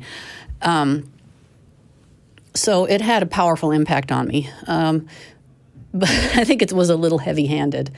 On the other hand, I see so many movies, children's movies and TV shows where there's a moral tucked in there, like the Littlefoot series. If you are an adult and your child loves the Littlefoot series, you have my deepest sympathies. I found that series incredibly, oh my gosh, that was my gift to my children, was to watch that with them so many times. And there was a moral in every single story. They didn't get it. They wanted to watch the dinosaurs. That's all they cared about. So I think if there is a moral, it has to be, first of all, pretty clear, but not heavy-handed. It needs to be right down the middle. And checking in with the kid can be a good thing, because being a people pleaser, which is what I was trying to do with that rock story, is not really a very healthy thing. It is good to be conscious of doing the right thing and so forth. So those are my thoughts on it. You had another thought, Mix? Yeah. So, I think like when they mentioned the questioning the children about like ethical issue. To be honest with you, when I live in Vietnam, my home country, my culture tends to be authoritarian when it comes to parenting. So it seems like children don't question very well. They tend to sort of agree with the parents say, but when like they tend to love to be around their grandparents, because grandparents don't usually, spank the grandchild. They tell the kid's story. And it seems like those things tend to stick with the kid if the grandparents do it correctly, like they instill the moral in the story to the children.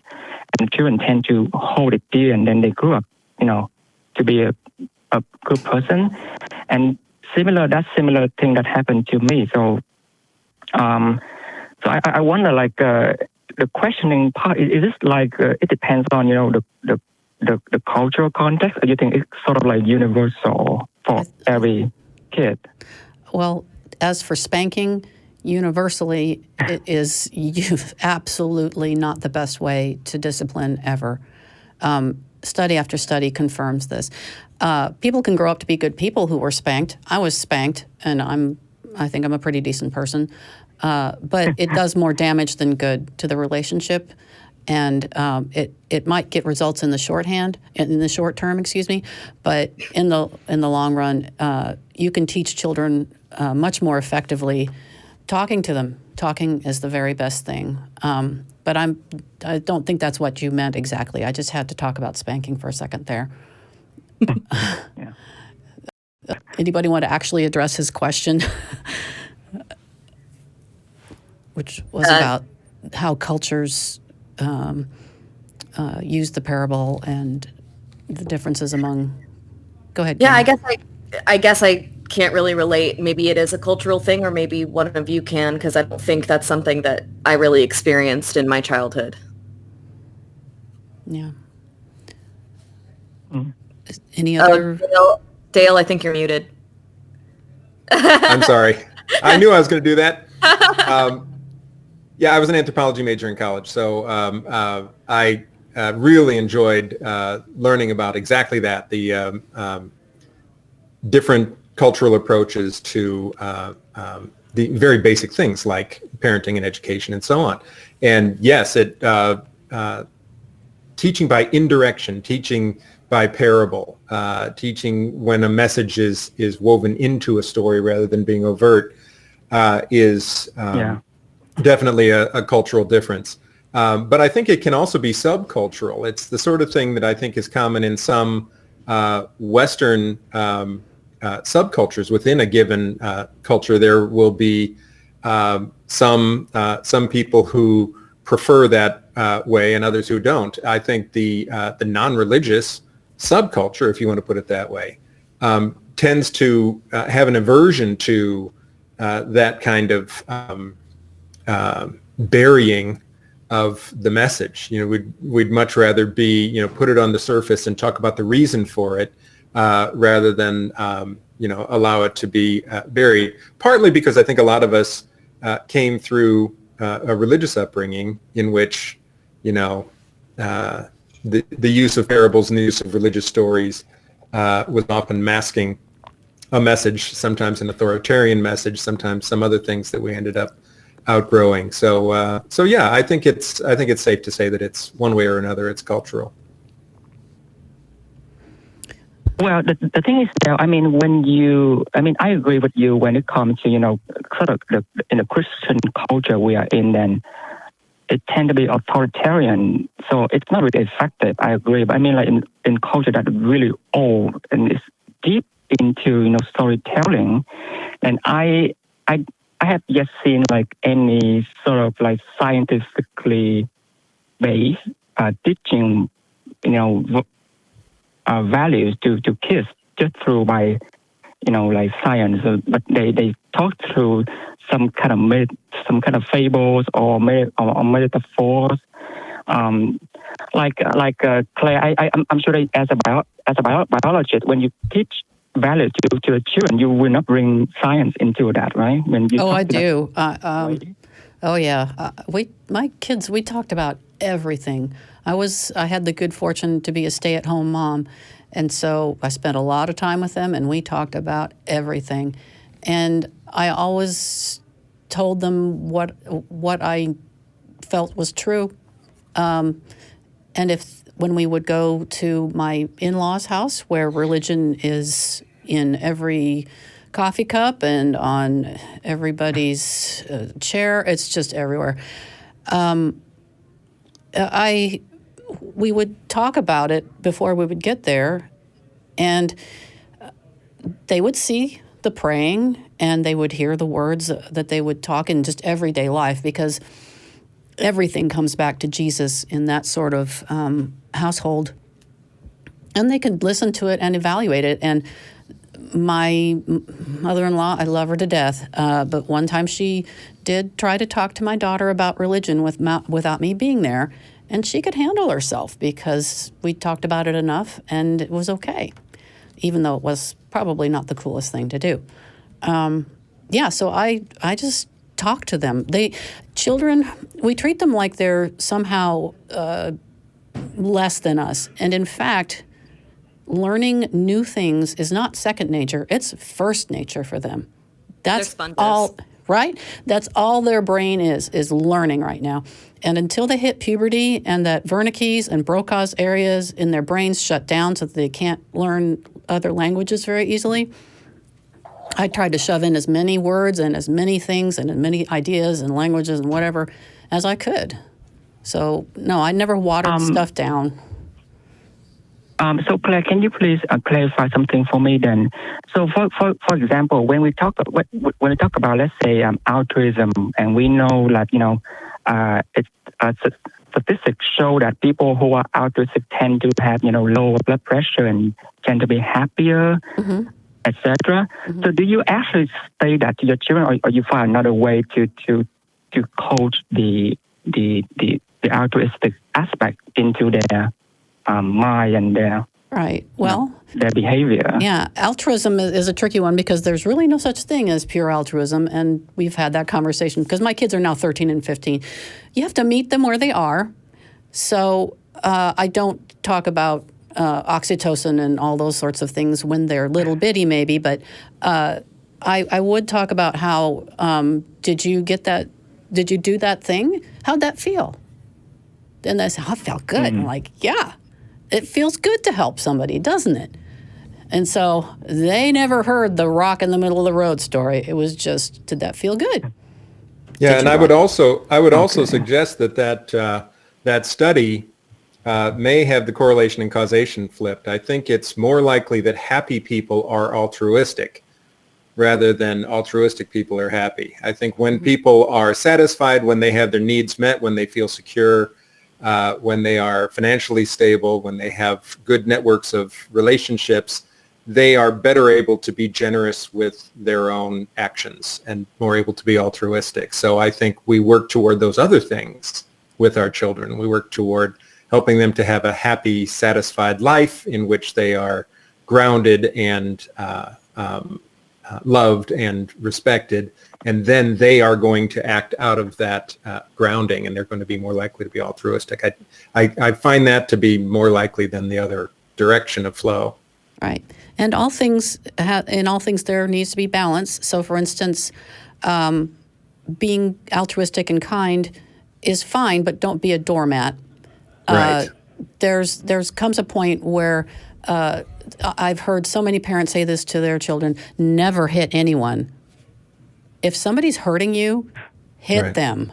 I mean, if it comes down to self-protection, hit yourself, hit somebody. But the other thing is always be nice to other people. No, if they're not being nice to you, you wouldn't do that. You, as an adult, you wouldn't do that. If somebody's being unkind to you, you can use strong words and stop, and that's not cool. I'm not going to keep being nice.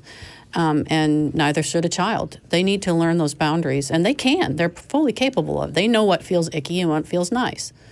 They can listen to that, and then they can work out what they can do in various situations. My kids come home and tell me about things that have happened at school, and I'll say, well, what happened? What'd you do? And what they say and do, it's usually pretty impressive. I think if you trust them to recognize their own feelings, the consequences of what they do, and then nurture the good stuff, then they'll figure it out. We are, biologically speaking, we are social animals. It's not going to be hard to teach a child to be social. That's just what we are. How best to be social, how to let go of some of the isms that we tend to have, racism, feminism, needing to be more feminist, and all these sorts of things. Pointing it out to children helps mold how they interact with people, of course. But generally, they can figure it out on their own if you coach them properly, I think. Yeah, empathy, I think, is a great tool. Empathy, big for time. children. My son's 3, and he even understands a lot of things. We'll watch a movie or something, and let's say a character does something bad to another character, I'll just say to him, oh wow, how do you think that character is feeling now? And he's 3 years old, and he even uses words like disappointed or frustrated. So I think, it is a really useful tool to ask them to step outside of themselves and think about how they would feel in different situations too. Yeah, and the biology of it also, like I said, we're hardwired for this. Months-old infants show empathy. This empathy is not something that has to be taught. It should be nurtured. Some people don't have it. People with personality disorders do not have it sometimes. But for the most part, it's going to be there. Dale, you sound like you want to say something? No, I just agreed. I just said right. Yeah. All right. So Claire, then, so as a biologist, can you tell me if empathy is it like emotionally based, or you think it can be logically based as well? Because I think religion tend to tackle people's emotion, right? So I think like in the parable or story, they tend to invoke emotion in people, and I think and I think that's somehow it worked through the empathy as well. So I don't know. That's why I wonder if logical reasoning is enough, to nurture the empathy, or we somehow have to tap into the emotion of a kid in order to get them to think about, to have the feelings of empathy for people or animals or, The genes have to be there, and that's what it takes. So it is, there's a genetic basis for it. There's going to be some plasticity. And some people, like I said, lack it. However, I know of malignant narcissists who have somehow figured out that they were narcissistic and learned the behaviors that went along with empathy. They, just like studying a book or learning a language, learned how to be better human beings, learned how to be social. But it took effort because it's not in their wiring. But fortunately, the vast majority of us do have that empathy hardwired in there. And we have to. We have to be able to understand one another implicitly. And humans are not the only organism with this.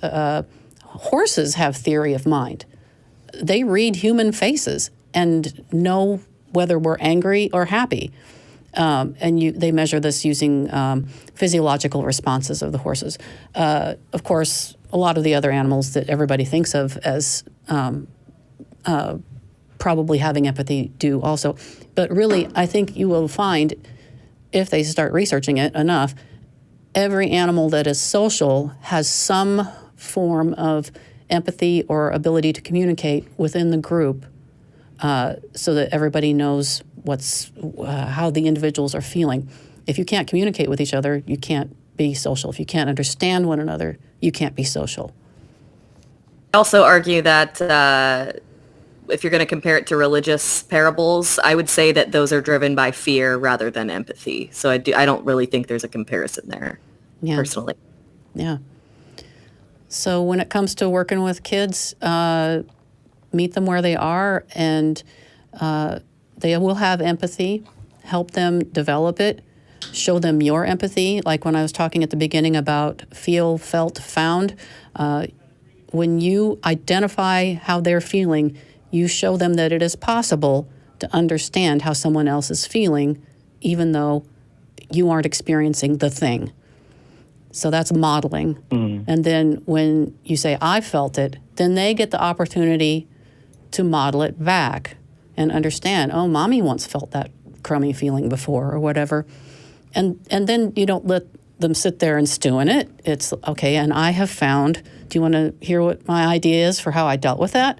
And they might say yes, they might say no. And if they say yes, you say, I found that blah, blah, blah helps with that. And then they can turn that over and decide for themselves. So that's how that all falls back into parenting, in my view. I see. Okay. Thank you so much, Claire, for your insight, and thank you, Dale. Thank you, Kendall. Thank you. And call back, Mix. Let us know how you're doing. Take care. Yeah, thank you. All right. Thank you. Thank you. Bye-bye. Bye. Okay. I think don't take any more calls in there in the other room, who sounds like they're partying already over there. We have Matt. What's the best placeholder for God when teaching daughter about good life philosophy? Matt, are you there? You're on with Claire, Dale, and Kendall. Yes, can you hear me? Yes, we can hear you. Can you hear me? Yep, I can hear you. I know it's kind of a slippery question, but and it's actually I'm really glad that you talked about cluster B personalities and stuff like that. I long story short, and I try to keep this from being winded, I grew up in a household. My mom grew up Jehovah's Witness and ended up converting to like a Methodist. She was basically excommunicated from her religious foundation and her family and stuff. My dad, I would say, is somewhere between a deist and a pantheist. So my household didn't really have this ironclad religious teaching. It wasn't, it was basically going to church on Christmas and Easter. I wasn't forcing anything, but a lot of the ideology behind it, I was taught growing up and stuff. Basically, the things that are dependable. You guys had talked about, like the golden rule and stuff like that. And so I always considered myself an agnostic. Like I didn't know, but I just had that, that firm grounding in that there is something that you can count on.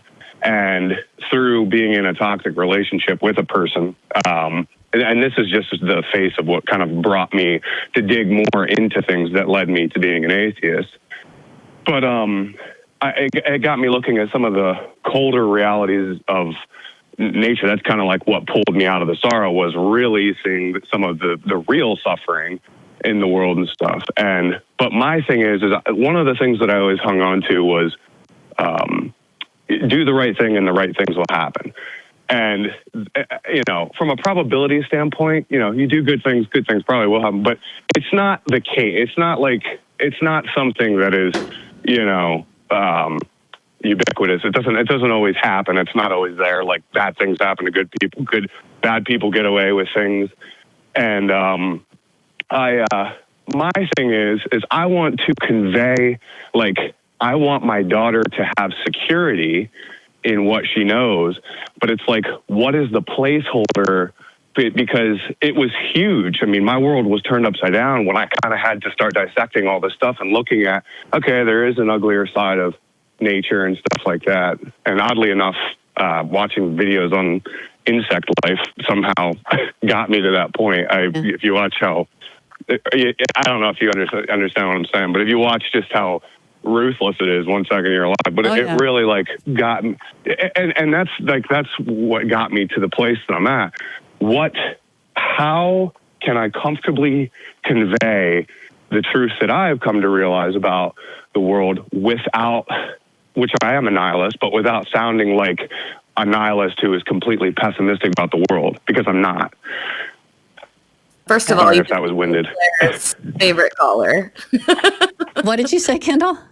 I said, first of all, you just became Claire's favorite caller. Yeah, I'm an entomologist by training, so okay. Little bug-on-bug action, really.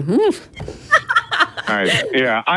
It sounds so crazy but like when you watch it, it's like, and you magnify it, it's like, well, life kind of is, and I really got into, researching Darwin and stuff like that, and it's not really the survival of the fittest, it's more so the survival of the just fit enough, and how just, everything kind of, I don't know, I just really, really got into that, and I believe that it applies to even us, even though we think we're special somehow, and we're not, but I don't know, I don't know how to, it sounds so unimportant. Like people really want to derive this objective purpose when really the purpose is purely subjective.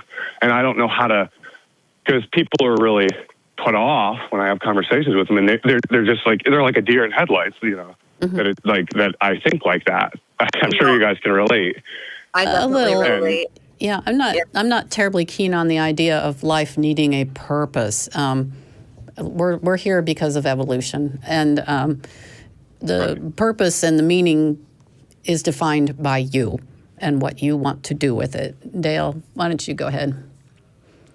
Well, yeah, this is the stuff, isn't it? This is really, these are just really great things to be grappling with. The thing that occurs to me is that whether someone believes in God or not, no one has ever been helped by a God. No one has ever been cared for by a God. That has always come from people.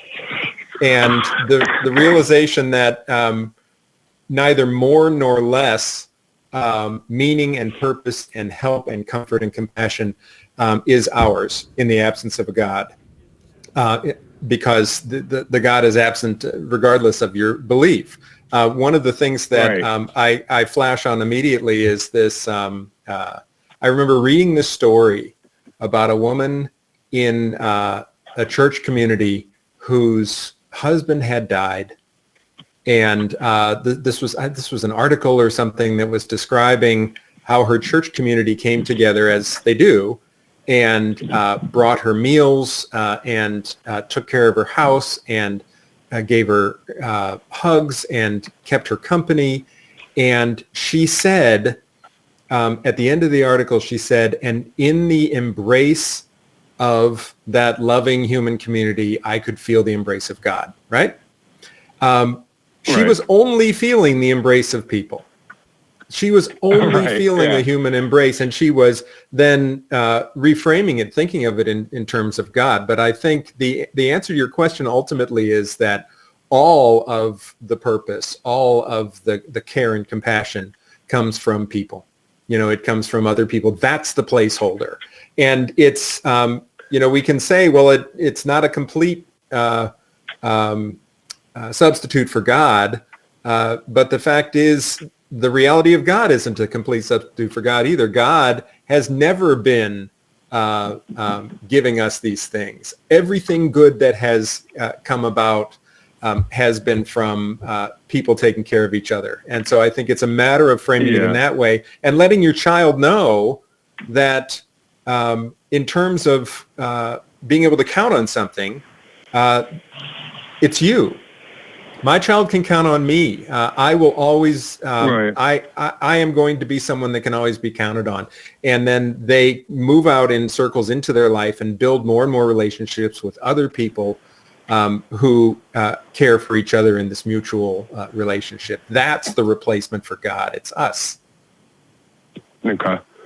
Yeah. And it's just such because you want them to have, see, the crazy thing is like I was always kind of taught that comfort was exterior to us, and not to ask questions about it. And when I further asked questions and had like conversations with my mom, she hits the basic brick wall that all theists have that becomes immediately circular.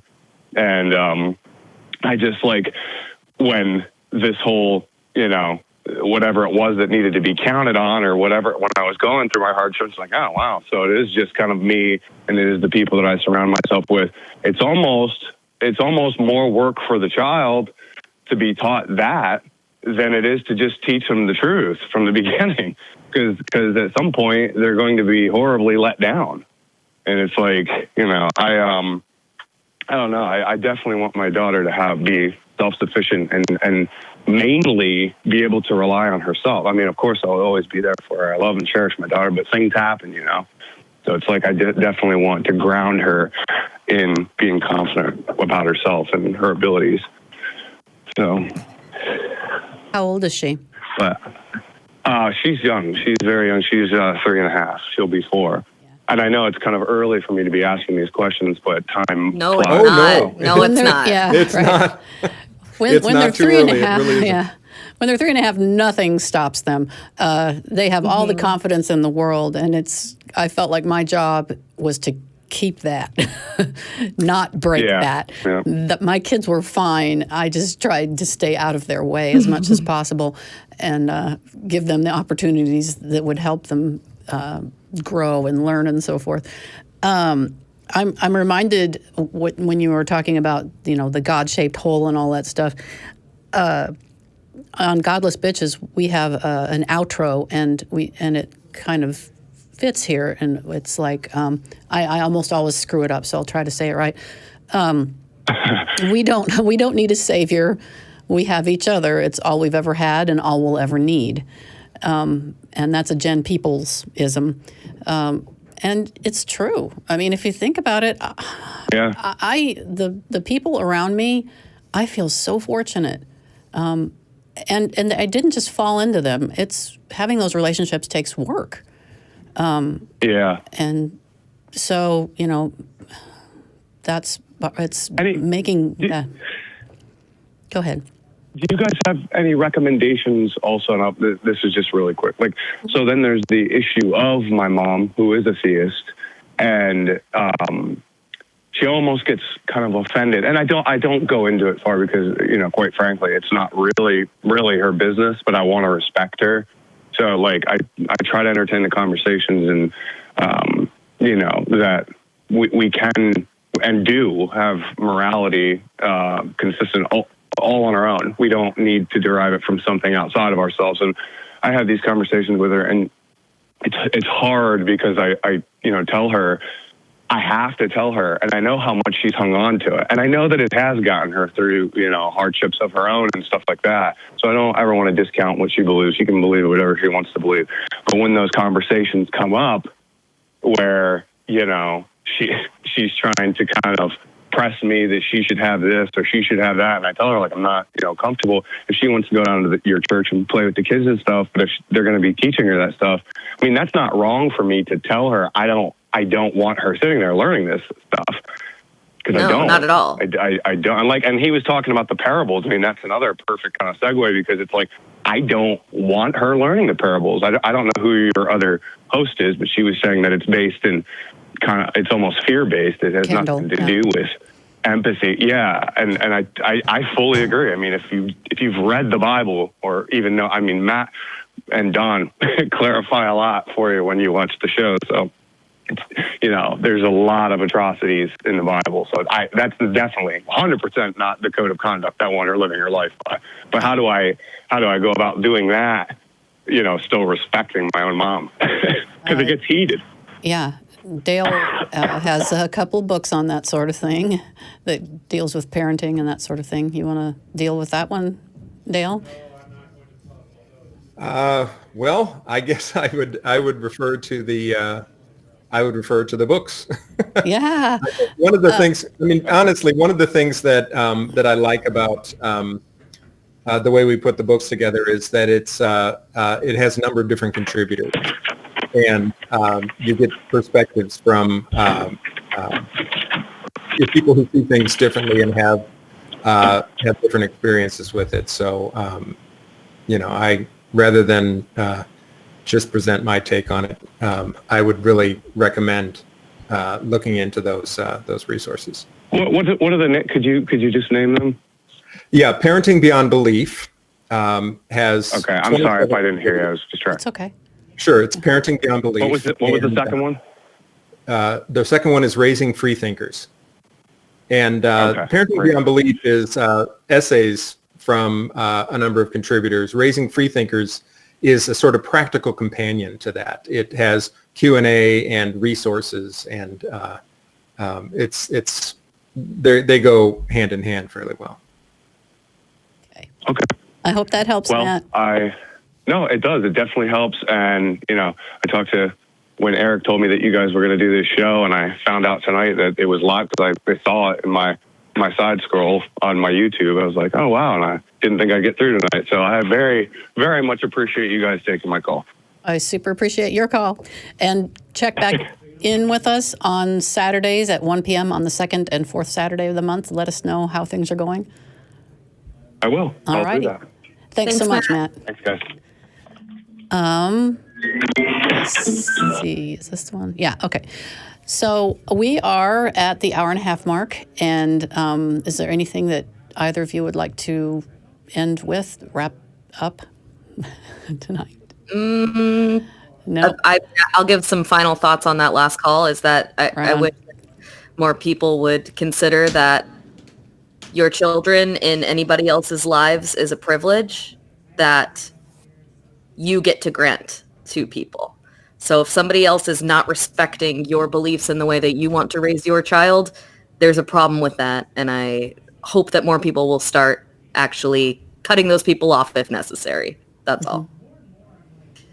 Dale?